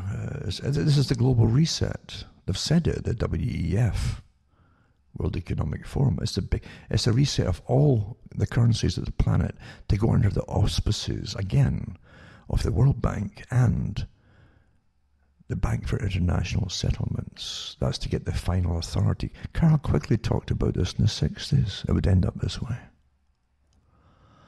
Here's a list of corporations funding, right? The defund the police movement, and it gives you it here. Prominent corporations around the world bankrolling the defund the police movement. It's from the Daily Caller News Foundation. It includes Cisco and Cliff Bar, Degree, DoorDash, Dropbox, H&M, and Pokemon. And there's donations to organizations that seek to defund the police. Black Lives Matter, Global Network, and Colour of Change are open about their desire to defund the police. And both organizations have received an outpouring of corporate donations in recent months. I think they also had government money thrown at them, even though they're Marxist organizations. Which means that those companies and the governments that are putting money towards these things are terrorists. Isn't that amazing? And again, the ones who are following them, the leaders know who's paying them and financing. The followers are not. They're always used. Always used. And I've mentioned it before, that Millie Weaver documentary was put out last week there. I think it's on BitChute now. It was taken off YouTube. It's on BitChute. But it does go into that, regardless of what you might think of the documentary or what your decisions are in it. But the fact is, it shows you the workings of intelligence agencies, some of it, and how quickly they can alter everything in real time on the internet, including what you're doing, or anything about you, or even to change what you're saying in real time. And change even information coming into you, even if it's voice, in real time, as it's happening. And much, much more. And also to do with the big corporations, the military-industrial complex, that have already got a lot of these robot things they put out into society. All they need is a contract signed. But first you've got to get a problem and a crisis. So you defund the police, the crime goes sky high until folk, including some of the mayors that were pushing already, are screaming and hollering. And then come the robots, the new system. Rethinking, reimagining police. This is the term the WEF comes up with in the Club of Rome, the reimagining. Bill Gates reimagining education, his system, stay at home and educate the children at home with computers. Reimagining. And of course, they give you the curriculum to make sure it's standardized and they're all equally brainwashed across the world. Clever, diabolical, perhaps. So dozens of corporations around the world have collectively donated millions of dollars to left-wing organizations that advocate for defunding America's police department, and so on and so on. Companies including Microsoft, naturally, Intel, and Airbnb have donated to Black Lives Matter, Global Network, and Colour of Change, both of which want to defund the police departments. And a lot of celebrities too are funding defund the police movement. As they all move, some of these, they're all leaving Hollywood, They're telling you defund the police movement. Oh, dear, dear. There you go. I tell you. It goes on and on. So yeah, I wonder if they ever stop and think, why are the richest folk on the planet funding them? The ones that they're actually complaining about, like this, who rule and own the system, are funding them to create mayhem, to get what they want, you see. It's just, you wish they'd figure it out. Germany is to test a universal basic income by handing people £1,080, that's pounds, like British pounds, per month, regardless of whether they have a job, because it's from the Mail Online.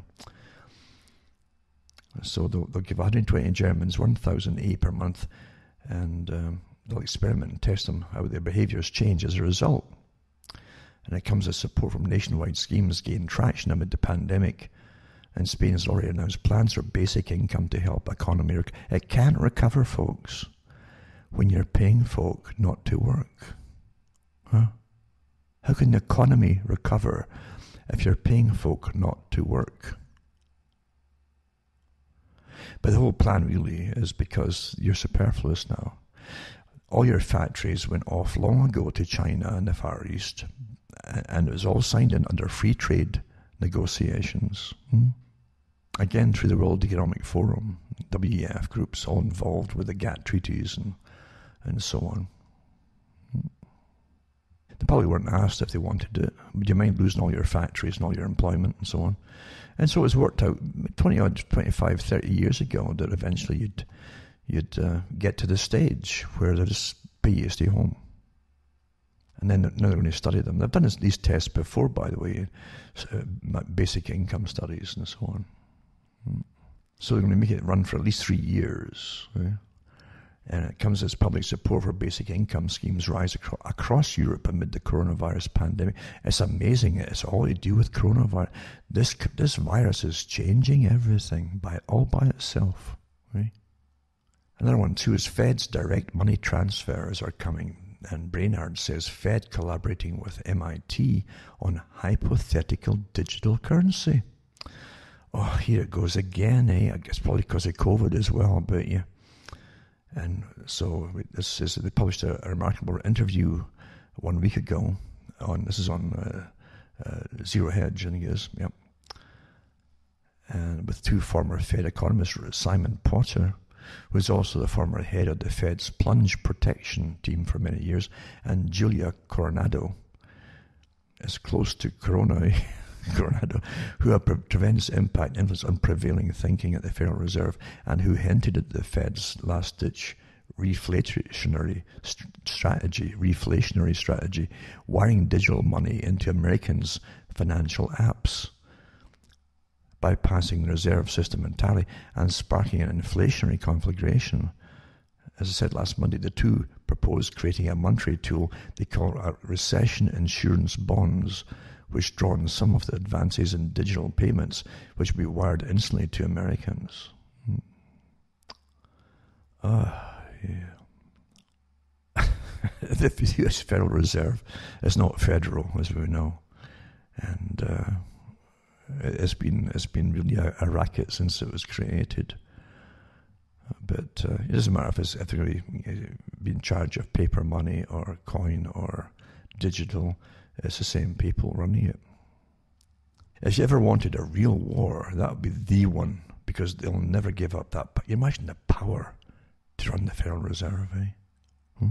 The power. Where no one investigates you. You are your own power. You've already heard in the past crashes like guys like Greenspan saying that, no, they can do what they want, basically. They're not subject to government dictates. Yeah, I'm telling you. So the Fed is planning to send money directly to Americans in the next crisis, it says here. And it's got links to that as well. Stay at home, pay to stay at home. But everything, there's nothing for free. I hope you understand that. There's nothing for free. And the more you do for government or get from government, the more they demand of you. And they've got an awful lot of demands all lined up. step by step, until your life is going to be ruled by them. Roll up your sleeves maybe once a month, who knows? Forever, eh? How about that? Or you want to eat good food? Oh, here's a few hoops you have to jump through in that case to get the privilege. Everyone's a privilege then. I hope you understand. I'm not kidding you here. This is what it's all about, folks. This is where it's all going. Very quickly. Very, very quickly. Never take anything from government. Never. Because they will. They want it in blood. Maybe literally in payment, the way things are going. And if you have blood that they want, maybe more than you can imagine, if they're after it. Celebrities, defund the police. Or they're funding defund the police, I should say, movement. And it mentions Anna Kendrick, Ellen DeGeneres, I was calling the same, Jennifer Aniston, Justin Bieber, Leonard DiCaprio, John Legend, Olivia Culpo, Rihanna have donated to organizations that want to defund the police. And Black Lives Matter Global Network, Color Change, and so on, are among the groups to benefit from a flood of donations from celebrities. All three groups are working to defund the police, and the movement for Black Lives Matter wants to abolish prisons as well as police. So there you go. They've got a wonderful utopia. And it goes on and on and on. So they want to abolish everything that inflict violence on black people. So that, again, these institutions all inflict violence on black people. It must be abolished and replaced by institutions that value and affirm the flourishing of black lives, website states. Utopia. Utopia. You understand that the problems in society today are so vast. People are dysfunctional because of a whole bunch of reasons, and never mind the drugs that have been flooding in and promoted. I mean, don't forget that drugs were promoted with the pop revolution into the rock revolution. Promoted. Society uses it all, and it all goes to, where? Very quickly. All intentionally. And then you end up with this kind of thing happening, where folk have no work, they have no future, they seem to have no purpose, and they've got lots of drugs. Now, and then their brains go with it. All chaos happens in their lives. You can't be functional and on drugs at the same time. And then you have all these fallout organizations set up to manage the chaos. Doesn't work. So just dropping the police isn't going to be the answer, believe you me. It's much bigger than that.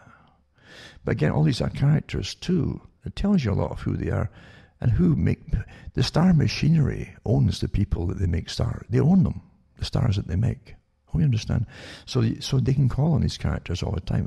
They've got offers they can't refuse, and orders they can't refuse. Coronavirus. Governments are slammed for treating celebrities different to residents in quarantine. And again, we mentioned Kidman earlier, Nicole Kidman. And it says Keith Urban and Nicole Kidman, as well as Danny Minogue, whoever that is, have all been granted quarantine exemptions to self-isolate in their mansion homes in New South Wales and in Queensland.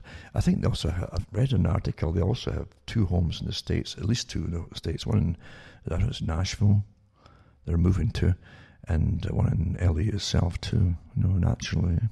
So, they've been granted quarantine exemptions to self-isolate in their mansion homes in New South Wales and Queensland. They were allowed to pay for their own security teams to ensure they could stay in their own homes while filming television programs. That's nice to be allowed that, And Keith Urban and Kidman have all been granted quarantine exemptions.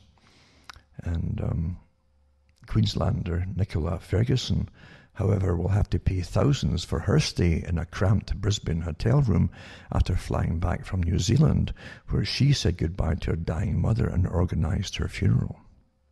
Money obviously talks a lot louder than the average tax-paying citizens in Australia, she said. Nobody disputes that quarantine is necessary. It's not necessary from a COVID-free country.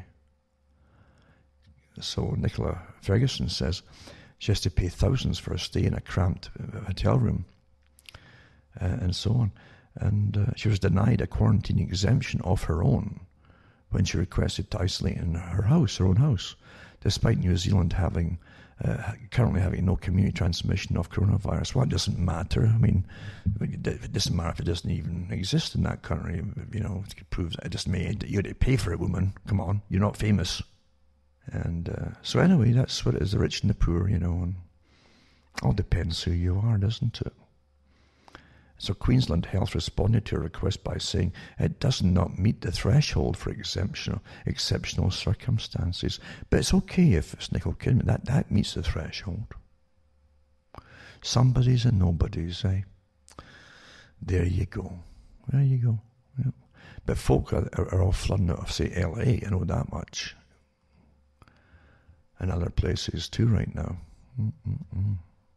And folk are, important. You see, that's essential for plays and dramas where they're incorporating all the story of the COVID thing into the dramas and that, to make you copy and comply and behave the way they're telling you to comply in the drama.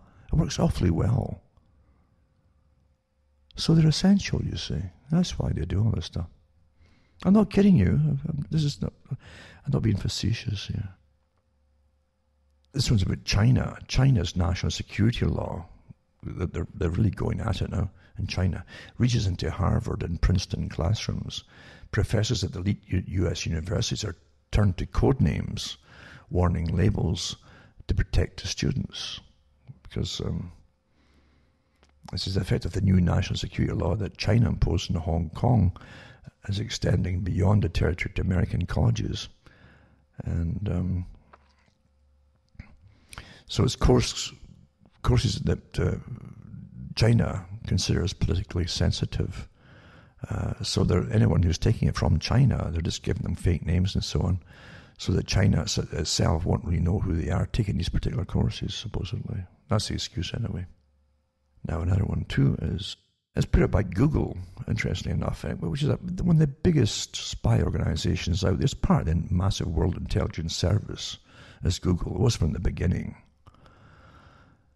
So they put out this article here, being the good guys, you see, because they're in it with Facebook and all the rest of them, they're censoring certain peoples. And it says, open letter to Australians. We need to let you know about new government regulations that will hurt how Australians use Google search and YouTube. A proposed law, the News Media Bargaining Code, would force us to provide you with a dramatically worse Google search and YouTube, and it could lead to your data being handed over to big news businesses and would put the free services that you use at risk in Australia. So it's a new regulation that's coming out. They're trying to say that, it's almost like they're saying it's not really their fault, right?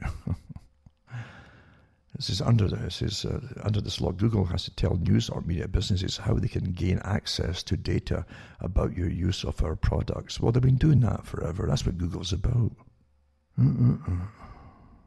Giving big companies special treatment, eh? Hollywood's the ones who are funding all the other poor souls that are getting their businesses burned down. The Hollywood apocalypse now. Rich and famous are fleeing in droves as liberal politics and coronavirus turn the city of dreams into a cesspit plagued by junkies and violent criminals. And it's from the Mail on Sunday. And it goes into examples in a few yards. If you're only 100 yards from the ocean in sun-kissed Venice Beach, Los Angeles, Gold's was the backdrop for Pumping Iron, the 1977 documentary, which followed a young, unknown Australian bodybuilder called Arnold Schwarzenegger as he prepared for the Mr. Universe contest. Austrian, I thought it says Australian, the unknown Austrian bodybuilder called Arnold Schwarzenegger as he prepared for Mr. Universe contest.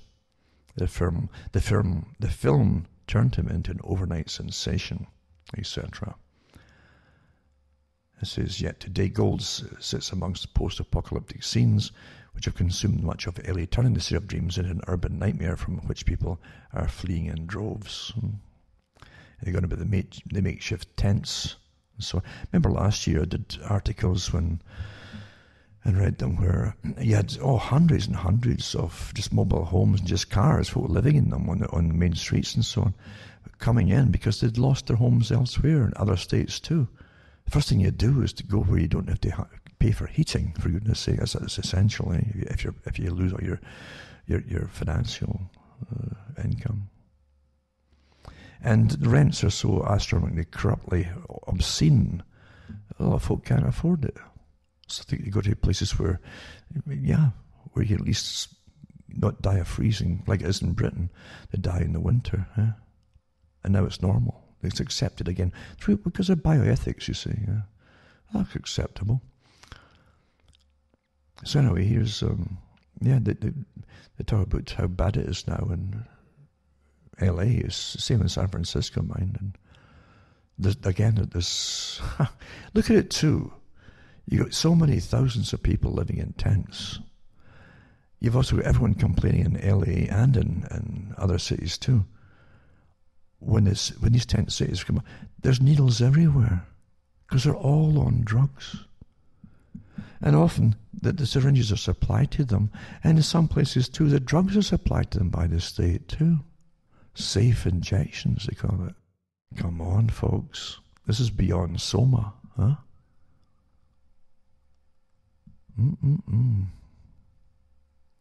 These are all techniques to create a class that will literally accept the final exit by the bioethics committees, you know.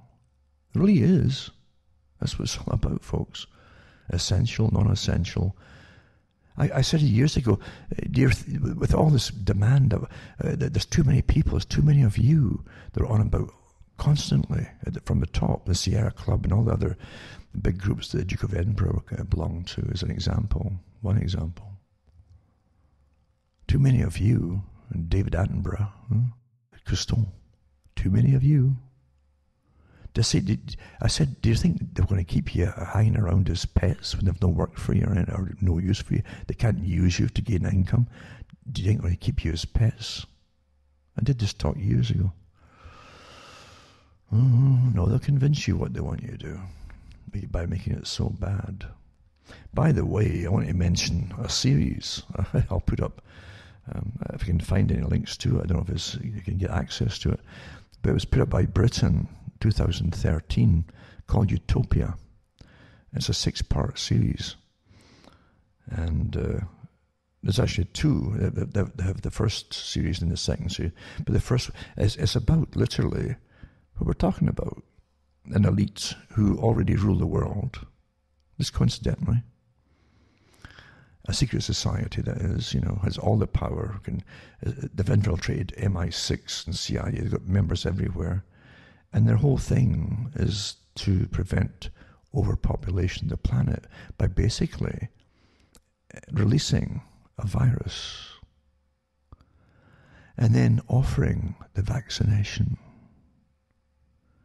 which in the early phases of the show tells you it will also sterilize the people who get the vaccine. And it goes through this convoluted story with amazing graphic violence, just for the sake of violence, and sex and all the rest of it, and things that they through PC stuff that they shove in there. But a lot of the stories actually in there, including the twists at the end of they want to eradicate most of the public. That's a big secret. Most of the public, not just sterilize them, but eradicate them completely, and so on and so on. And to see some of them turning on each other towards the end. But there you go. And they have the big guys at the top that are into this, altering the genetic makeup of the individuals that are going to survive. And that's exactly what this new RNA vaccine is going to be by Moderna. You alter your genetic makeup permanently. What a coincidence, eh? I've always talked about predictive programming, how they give it to you in entertainment, so when it comes out in reality, it seems kind of familiar and you don't really question much. It seems natural because you've been fed little bits and pieces of it, and it is familiar to you. Even if you haven't consciously really dwelled on it, it's familiar to you, and you accept it more easily. The behaviorists know this, you see. That's how it's done. Lots of things like that out there. But it's called Utopia, and they're a 2-part series, and each part 1 has got 6 episodes. I think part 2 is the same. If you can get a hold of it. Someone sent it to me, luckily, and And it was interesting to watch it. Predictable from my point of view, but it was interesting. They even had it all out there. A kind of Bill Gates type character in 2013 who talked openly about depopulation and so on. And just before I finish on that one, you find generally these characters who write these things are paid and coached by the ones who really do run the world on the topics they're going to write about. The guy who wrote Make Room, from which they took the story for Soylent Green. That's where it came from. It was called Make Room. And the guy literally admitted he was approached by some of the eugenicists at the top to actually promote that idea in his story. That's what it was about, to try and get the public to think about it, that there's too many of them, you see. And so they would maybe not have children or something like that, and persuade them not to do it. And that's where that story, Soylent Green, came from. Make Room was the original story about it. The same thing happened, of course, with many movies, of course, and Logan's Run. That was one of the other ones too. It makes it sink home, the idea. Oh, there's too many of you. And the idea, really, I could tell right off the bat with Utopia, was, and I bet it worked pretty well too, for folk who really sit for half their life watching TV. Because these episodes are really padded to drag on a bit. But it's to get them talking about it, you see. And they'll find that groups will, well, I can see their points of view, because they can put it across. Again, like the bioethics would put it across, you see. There are too many folk taking up the resources, and eventually there won't be enough food to go around, and enough of this, and yada yada. There's even a part in one of the later episodes in part 1, or part 2 actually, where one of the characters are set loose. They've been trained in their sleepers to actually release these viruses in different parts of the world, come out of hiding and throw off their disguises. And one of them talks to a woman and says, "This nice child, don't you feel guilty about having that child?" Then he goes into the usual sustainability thing that they've already trained people into, all these different movements for Save the Earth and all that. And he says, do you realize how much carbon that child's going to cause to be consumed and used in its lifetime? He goes into all the amounts of carbon that's been put out by Friends of the Earth and stuff. And David Attenborough. And again, the Club of Rome and World Economic Forum, all the usual culprits. Because it's always been the same agenda. Always. It doesn't matter what guise they use to get it through. It's always been to reduce the population of all of you. And you can't please them. Don't forget the countries of Britain and other ones. The population, domestic population, has been plummeting with native British people, etc., and Scots and all the rest of it for years. They've been awfully good. Then they get punished. There was not enough of you to pay off the debt. So we've got to bring in mass migrants. See, you're not going to win with lies. How can you win with lies? Eh? What always gets me too is the Rothschild statement. That was when he was asked about when's the best time to make a profit, the big profits, make a killing in a sense. And he answered. He says it's when blood's flowing in the streets. That's where the word term a killing comes from.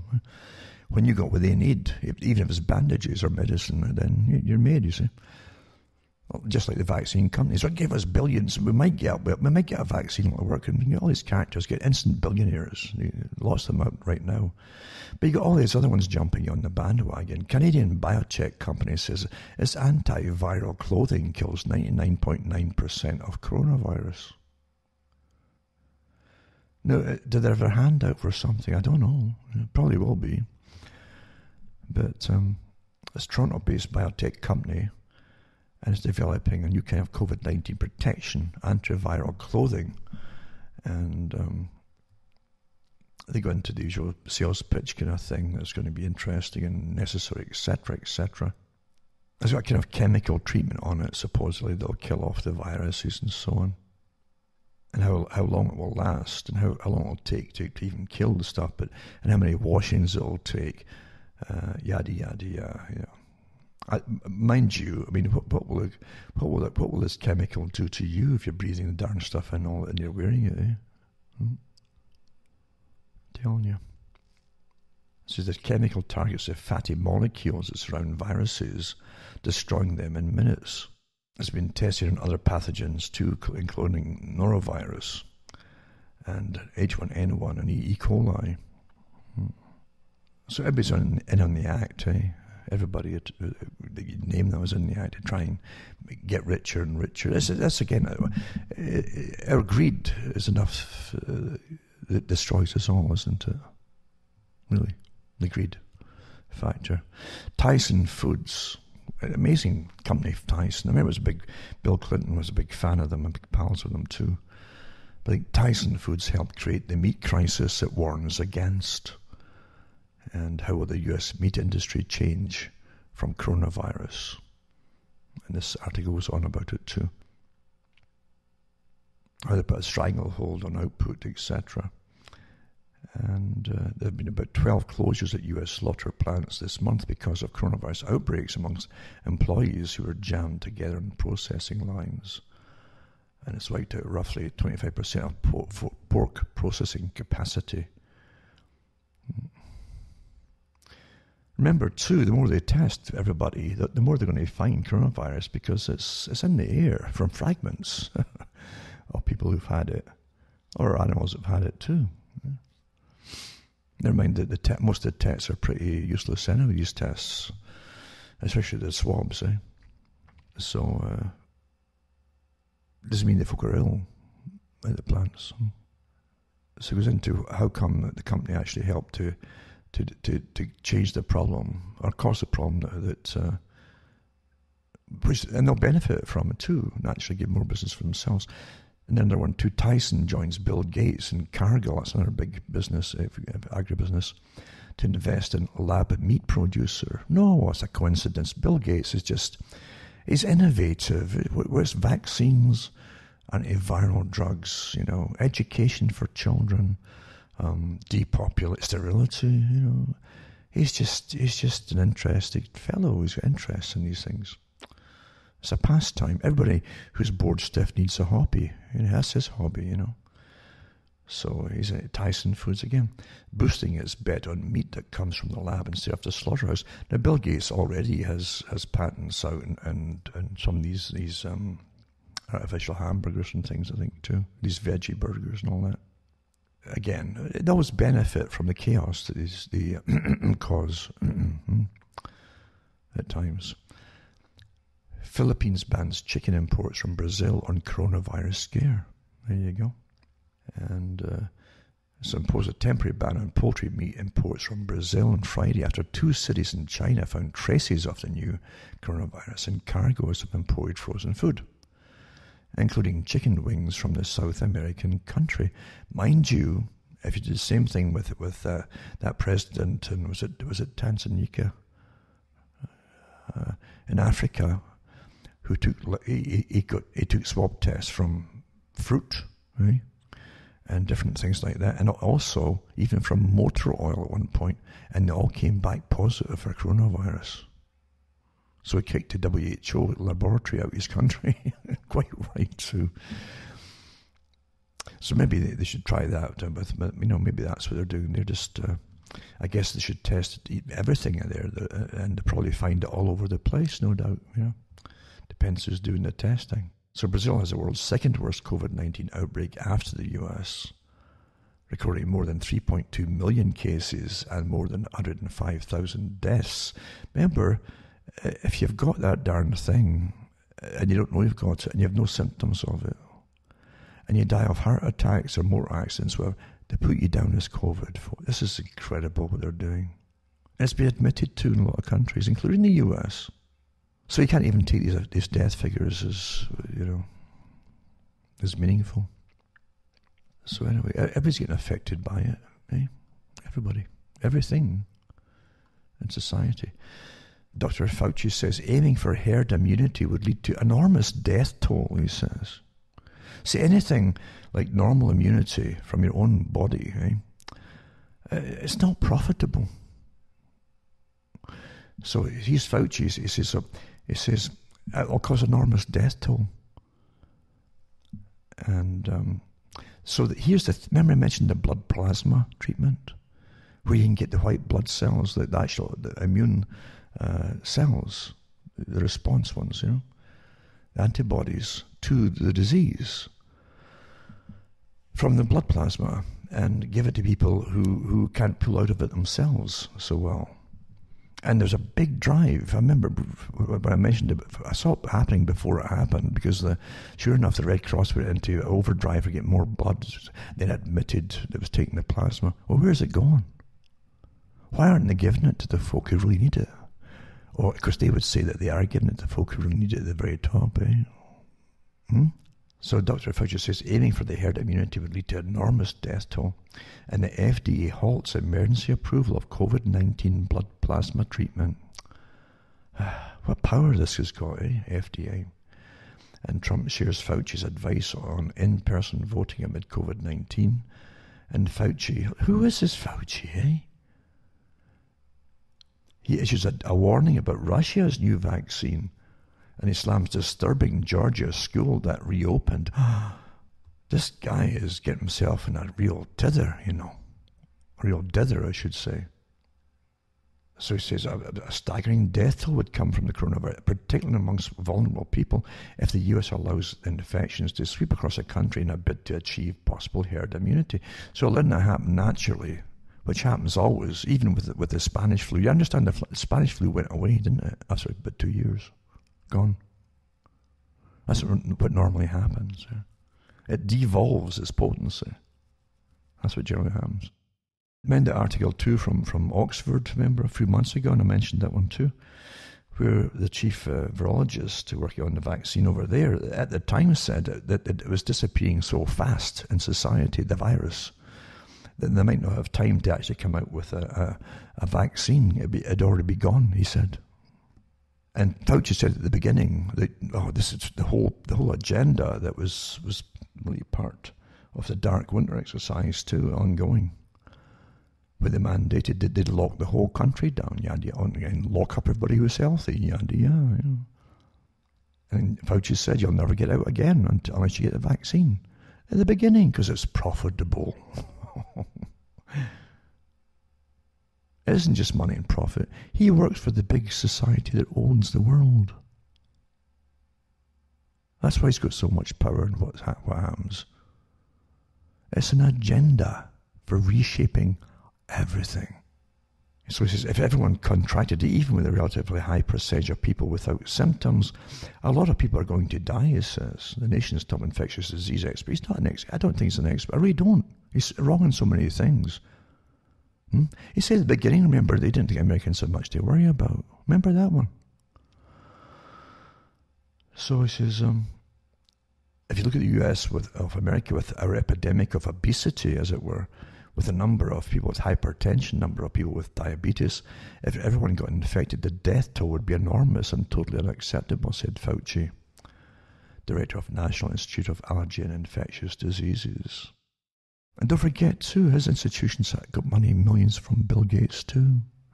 Really astonishing, And he also says anti-vaxxers could ruin any chance at COVID-19 immunity, he warns. I'm telling you.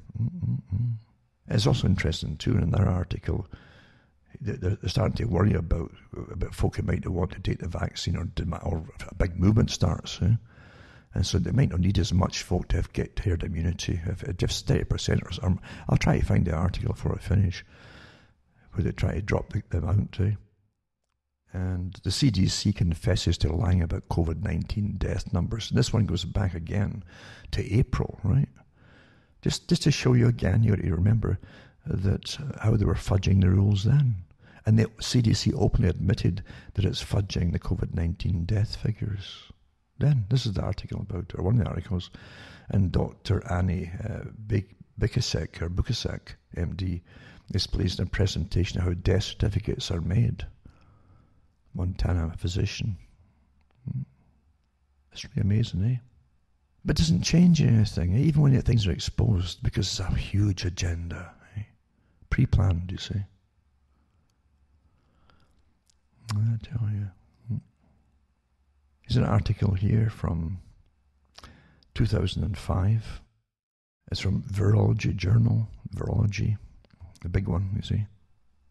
2005, chloroquine is a potent inhibitor of SARS coronavirus infection and spread. It's from one of the top virus or virology magazines and articles in their journal. Yeah. It's a potent inhibitor of SARS coronavirus infection and spread. Now remember that this present one is called SARS coronavirus 19, with the base model really being the same SARS coronavirus. That's how you see it. It's got 4 inserts certainly added to it, but it's still SARS coronavirus infection, right? And they go through it too. We report, however, that chloroquine has strong antiviral effects on SARS-CoV infections on primate cells. These inhibitory effects are observed when the cells are treated with the drug either before or after exposure to the virus, suggesting both prophylactic and therapeutic advantage. In addition to the well-known functions of chloroquine, such as elevations of endosomal pH, the drug appears to interfere with terminal glycosylation of the cellular receptor angiotensin converting enzyme 2. It says this may negatively influence the virus receptor binding and abrogate the infection, with further ramifications by the elevation of vesicular pH, resulting in the inhibition of infection and the spread of SARS-CoV at clinically admissible concentrations. So it goes on and on. It's quite a good article, actually, how it basically gets in and all the rest of it. And we know how it works, basically. There's little spikes you see on these little pictures they keep showing you all the time. That's how they really attach itself to the ACE2 receptors and download into them pretty well. But that particular instant of it touching the receptors in your lungs or in your nasal cavities or sinuses, I should say, that it has a little acidic response. If it's non-acidic, and it'll inhibit the transfer of downloading into the particular cells and invading the cells themselves. Awfully important, that little bit. So alkalinity definitely helps to destroy or inhibit the infection into the cells themselves. It's really interesting, that to me. It's awfully similar to old sci-fi. I can't remember the name of it. Oh yeah, it was Andromeda strain. I think it was the first one, early one, where a satellite comes back to Earth supposedly, and people die in a town where the satellite is brought in. It's landed somewhere, and someone brought it into the town, and everybody died off. But it turned out that the only survivors was an old guy who was a drunk. And he had a stomach ulcer, and he took bicarbonate of soda all the time. And a baby, the system was alkaline to start with, it was on milk. And that supposedly is what inhibited the transfer of the virus, again, very similar to a coronavirus type thing, into the body, because it needed the acidity to transfer itself, that moment of transfer of the site from the spike to the receptor. And it's interesting, that's an old sci-fi, and yet this is similar to it in the way it's describing it here. And so I'll put these links up too, they're all from good articles written years ago, basically praising it for what it did. You know. Here's another one too, and I've mentioned this one already as well. More infectious coronavirus mutation may be a good thing, says disease expert. This is dated August the 18th, although I know I saw it before that, maybe a different article. But it says that an increasingly common mutation of the novel coronavirus found in Europe, North America, and parts of Asia may be more infectious, but appears less deadly, according to a prominent infectious disease doctor. It's Paul Tambia, senior consultant at the National University of Singapore, president-elect of the International Society of Infectious Diseases, said evidence suggests the proliferation of the D614G mutation in some parts of the world has coincided with a drop in death rate, suggesting it is less lethal. That's normally what happens. It starts to die off. He says maybe that's a good thing to have a virus that's more infectious but less deadly. And it's true enough, if it's more infectious but the symptoms are lessening all the time, you don't really mind it because you won't even know you've had it. It says most viruses tend to become less virulent as they mutate. Well, that's common knowledge, except they don't want you to really know that, especially if you're common. And it's a virus, it says. It is in the virus' interest to infect more people, but not to kill them, because a virus depends on the host for food and for shelter, he said. That's an amazing theory, that too, where they almost give a virus, this primitive thing. You can't really call it a life either. It's almost like a little robot. It's almost like a little machine, as opposed to a bacterium, where a bacterium has a cell. It's like a tiny little animal, but not a virus. It can go inert, a virus. It can hibernate for a long time too. But it's almost like a little machine. But they have this theory about it as though it's a living entity that they can think. Huh? I mean, how would this little thing know? Why not kill off its host and that be done with it? I mean, it wouldn't know. It wouldn't say, I better not kill him off. It doesn't have a brain to think. So how on earth would it know that? But they always give this. I've seen this theory taught in medicine for a long, long time. So scientists discovered the mutation as early as February, and it's circulated in Europe and America. The World Health Organization said the WHO has also said there's no evidence the mutation has led to more severe disease. On Sunday, Malaysia's Director General of Health, Nur Hisham Abdullah, urged greater public vigilance after authorities detected what they believe was a D614G mutation of the coronavirus in 2 recent clusters. And they said the variant has also been found in the city-state, but that containment measures have prevented large-scale spread. And he says the D614G strain detected there in Malaysia was 10 times more infectious, and the vaccines currently in development may not be effective against the mutation. But Tambia and Moore-Stroh said the mutations would not likely change the virus enough to make potential vaccines less effective. So you can't find 2 experts that agree on anything, because it's all speculation, really, and agenda-driven, naturally. It's essential all this happened because of the agenda. How are you going to get a great reset and a whole new way of living and sustainability and austerity without it? And this other article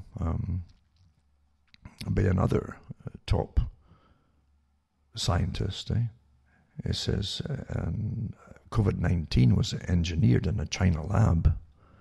An effective vaccine is unlikely. You're not supposed to mention China at all now anymore, because we're all having CPC, we're all friends again, you see, and it mustn't upset anybody, and just matter what the truth is. I mean, it will not be possible for Dr. Fauci's of the world to dismiss Professor Giuseppe's Trito as a crank. Not only is he an internationally known expert in biotechnology and nanotechnology who has had a stellar academic career, but he's also the president of the World Academy of Biomedical Sciences and Technologies. This again must be a reprint, because I know I read this one before a month or 2 ago. Pretty sure of it, right? And maybe from a different paper or a site. So he's the head of the Biomedical Sciences and Technologies, an institution founded under the aegis of UNESCO in 1997. In other words, he's a man of considerable stature in the global scientific community. Equally important, one of the goals of WABT is to analyze the effect of biotechnologies like the genetic engineering on humanity. So in his new book, this world-class scientist does exactly that. What he says is that the China virus definitely wasn't a freak of nature that happened to cross the species barrier from a bat to man. It was genetically engineered in the Wuhan Institute of Virology's P4 high containment lab in a program supervised by the Chinese military. We know this already because it was all admitted in the beginning, wasn't it? And we found out too from the top and from official papers in the US that Fauci even okayed the transfer of the coronavirus from North Carolina to Wuhan, which they helped and even gave a few $1 million to get it for gain of function experiments there. This is not this was all published stuff, verified.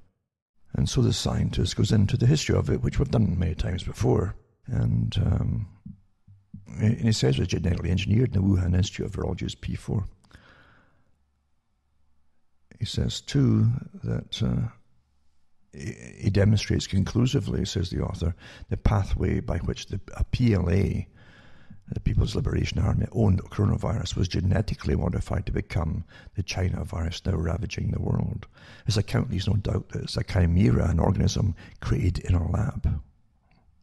And it connects the dots to the Wuhan lab to France and the US, showing how both countries provided financial and scientific help to the Chinese as they began to conduct ever more dangerous bioengineering experiments.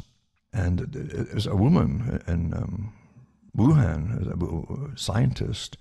I think she's missing now. They say she's missing now. Who knows? Let's take her into hiding or whatever for her own good, maybe even in China.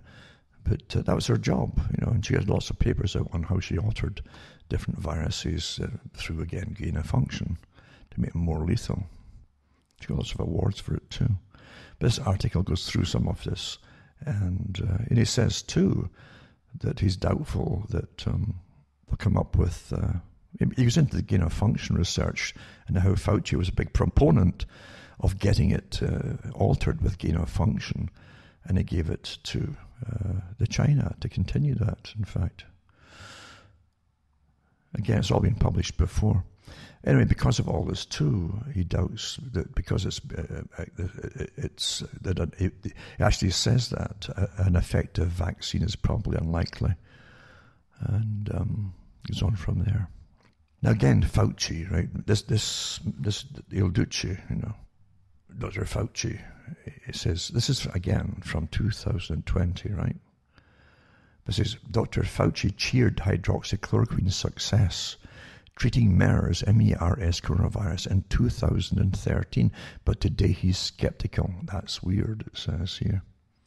And it goes into exactly 2 weeks later, hydroxychloroquine was deemed the most highly rated treatment for the novel coronavirus in an international poll of more than 6,000 doctors.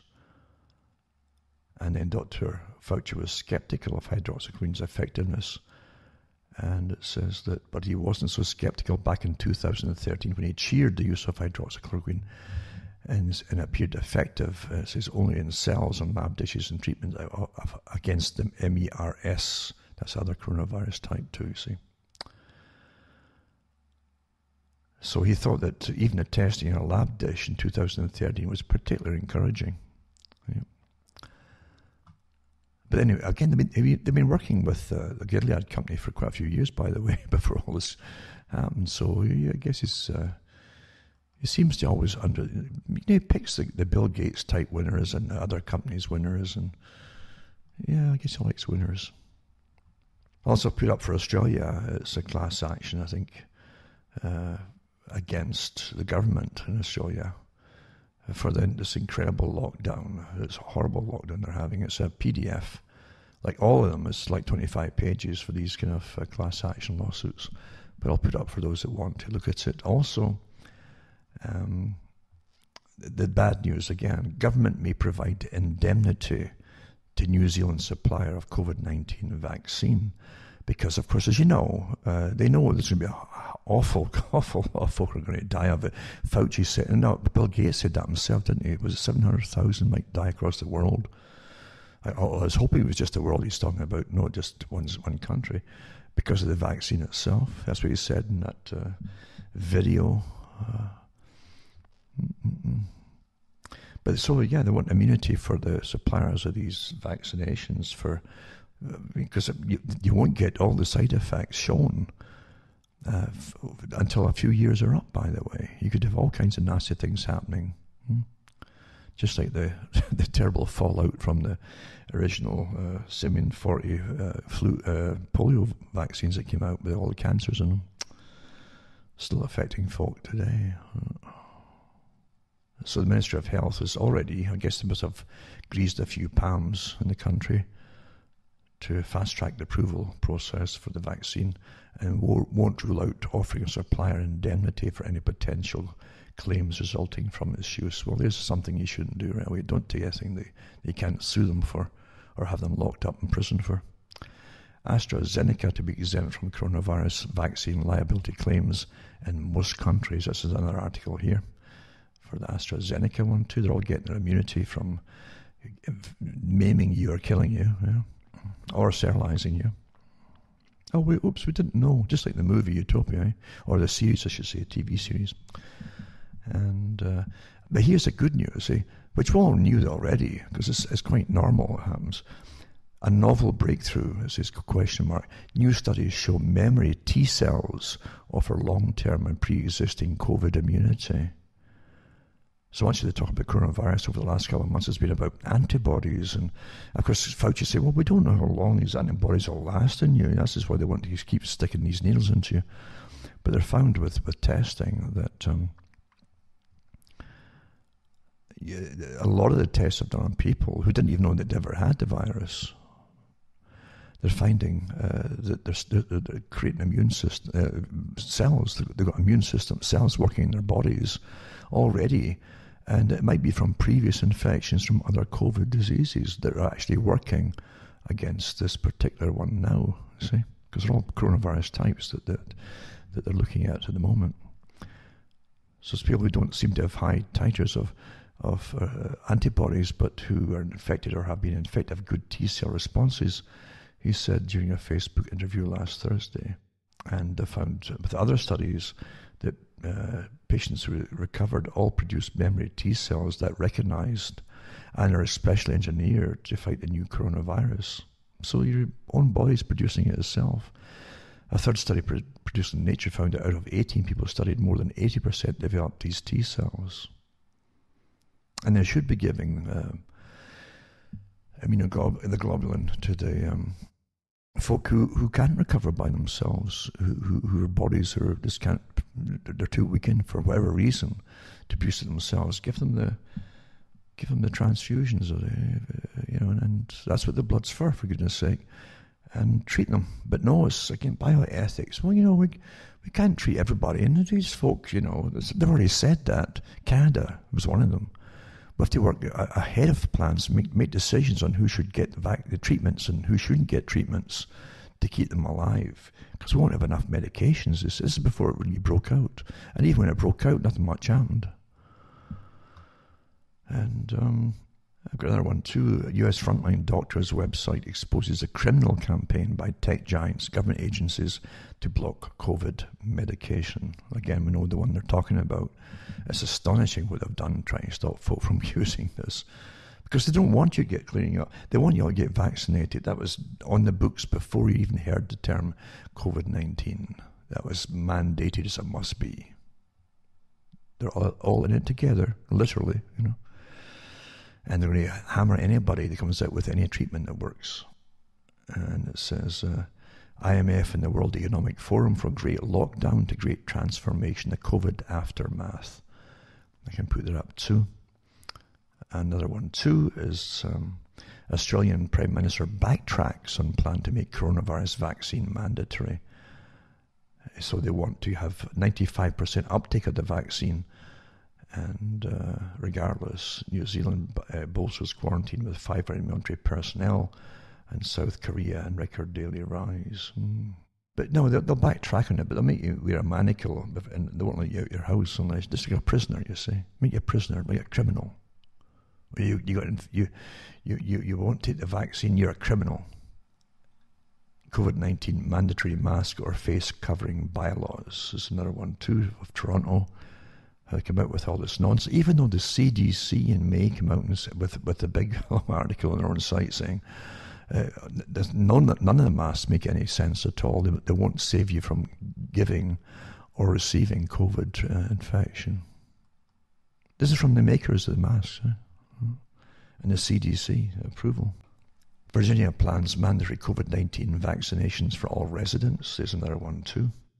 Even though they say it's peaked and is starting to fade, the state of Virginia has set a new precedent by seriously discussing forcing Virginians to be vaccinated with whatever rushed to market candidate the FDA approves first. They're all getting bribes. That's what it is too, these politicians.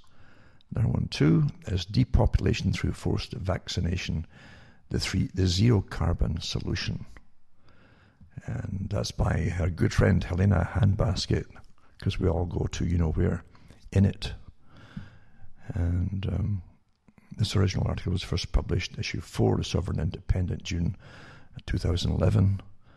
And so this is the Zero Carbon Solution by Rachel Windeyer. Even, see, we are carbon life forms. I've mentioned this for the last 25, 30 years. We're carbon life forms. We are the target for all. It's our fault. Everything's our fault. You see? Carbon reduction, carbon life forms. See? This is an interesting article here. Government cameras hidden on private property welcome to open fields. How the government's now with in Tennessee. A Tennessee landowner moved a game camera secretly strapped to a tree on his own private land and been put there by wildlife officials in order to monitor his activity without apparent sanction or probable cause. So here he moved it, and he got a SWAT team on him for removing their property which they had put on his land on a stakeout, right? And had no probable cause or a search warrant or anything to do it. Yeah. So it says, welcome to open fields, it's called. So it says, most Americans assume law enforcement needs a warrant to carry out surveillance, but for roughly a century, SCOTUS has ruled that private land is not private. Fourth Amendment protections against unreasonable searches and seizures expressed in the Bill of Rights only apply to an individual's immediate dwelling area, according to SCOTUS. So the open fields doctrine has been bucked in Mississippi, Montana, New York, Oregon, and Vermont. See, unfortunately, the US is over-regulated now, just like the country Britain was already over-regulated when they all left it to go to Americas. That's why America prospered so well too. Lack of government interference and regulations in all businesses. They help folk get off the ground. Now you can't get anything started, even in your garage, without permits and inspections and fees galore. Eh? Now there are a few other topics I just want to squeeze in to this talk without going over any excess time. And one of them is someone sent me a link to, I think, a Twitter, where it came out from the Netherlands, Holland, with the police brutality against protesters against wearing face masks. And you see them laying into the people with big batons, young, frail-looking women, actually, getting hammered with these batons. And that's what you get in a system that's ultra-politically correct and very obedient to the state. Generally, Holland's very much so, always obedient to the state. And in the meanwhile, they had riots on the go for quite some time, and at the present is to the present time too, with immigrants who have come in who are protesting and demanding and rioting in parts of the country there, and the police won't touch them. That's what it's come down to now. So I've said before, if you don't belong to an elevated special interest group, are classified as a minority or whatever, even if they're not a minority in some countries, then you won't have any rights at all, and the police will just turn their angst onto the general population. They have no powers or anybody to speak for them, and that's what happens. So, yeah, if you don't wear a mask, they'll lay into you there with batons, and you'll see it happening. Little clips from it. I'll put the links up for that. Also, I'll put the links up for two other things as well, to do with Belarus, for instance. We've got to remember that Great Game India exposed World Bank coronavirus aid comes with conditions for imposing extreme lockdown, and that was what they put out about from Belarus.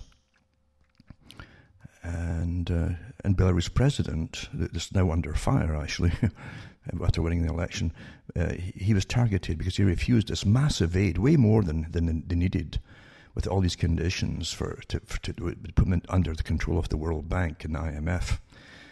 And he said this. He says it's way over. It's about 9/10 what they actually need to get through this. But the conditions were extreme lockdown and Italian type lockdown. He didn't want Italian type. He said he wouldn't want this happening. What happened in Italy to happen here, he said. So he refused this massive loan. You see. So immediately the EU Parliament turns against him, and now they've got a kind of colour revolution. A lot of young women protesting him winning the election there.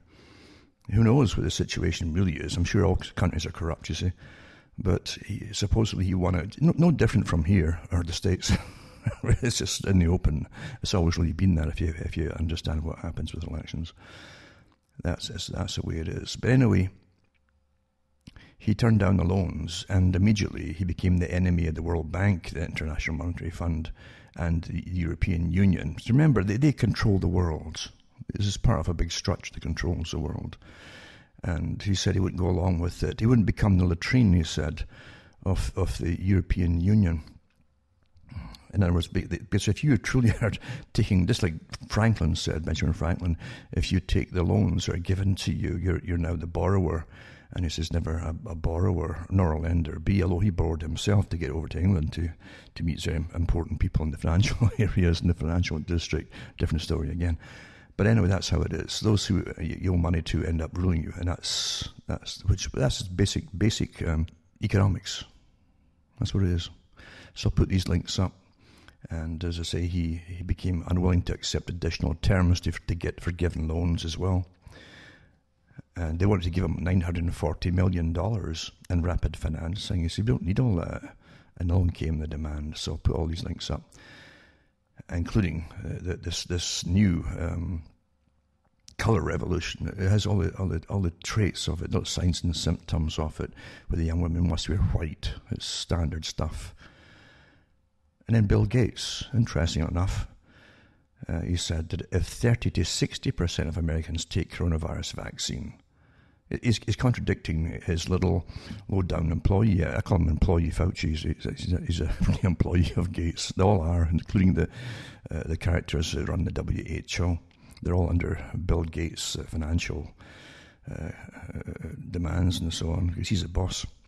So Bill Gates, after Fauci says, you've got to get up to 80-90% vaccination to get to stop. Bill Gates contradicts it and says 30 to 60% of Americans take the coronavirus vaccine, exponential spread will stop, and it will bring the pandemic to an end. So there you go. The guy who has no qualifications in anything except making money and being elevated by a bigger society that runs him, in fact, tells you that it'll take 30 to 60%. And even that's a big jump. I mean, it's a big difference between 30% and 60%. This is the kind of figures that they give you all the time on these things as they test the waters, because they know a lot of folk aren't going to take this. They've had it with the nonsense with compulsory vaccinations as they take over our lives and changes, and sicken a lot of people too. And this is horrible. The horrible reactions a lot of folk have had to vaccinations, and the permanent damage it's caused a lot of people with incredible immune responses to their bodies, and the damage to their immune systems too. Is they can't keep sweeping it under the rug and banning folk from mentioning it, even the victims themselves. How would the disgusting thing to do is ban victims from talking about what happened to them? Huh? There's totalitarian tyranny for you. So I'll put these links up for you to peruse for yourselves and see what you think of it. As I say, there's so much to cram in, you can't do it all. It all takes time and work and etc. But for those who want to know, there you go. I'll add these ones to you. So there you go, folks. That's a rush through everything, and I hope you'll get something out of it. But you're all coming to the stage. You're going to start realizing, you personally, every one of you, is going to be forced by this system we're in to make decisions and comply or not to comply with the incredible totalitarian regime that's getting rammed down our throats for a very long-standing and old agenda disusing it openly and admitting it in some records, is an excuse to ram it all through, including the WEF with its economic forum, the next step of their system to rule us all, and training us into their new system, the Great Reset, the global reset. This is for a reset of culture, of living, of ideas, of nationhood, no nationhood, globalism, all that stuff, and expert-ruled society. Again, technocracy, the same as China. For those who haven't figured out what communism in China is technocracy. They tell you what to do and you obey for efficiency.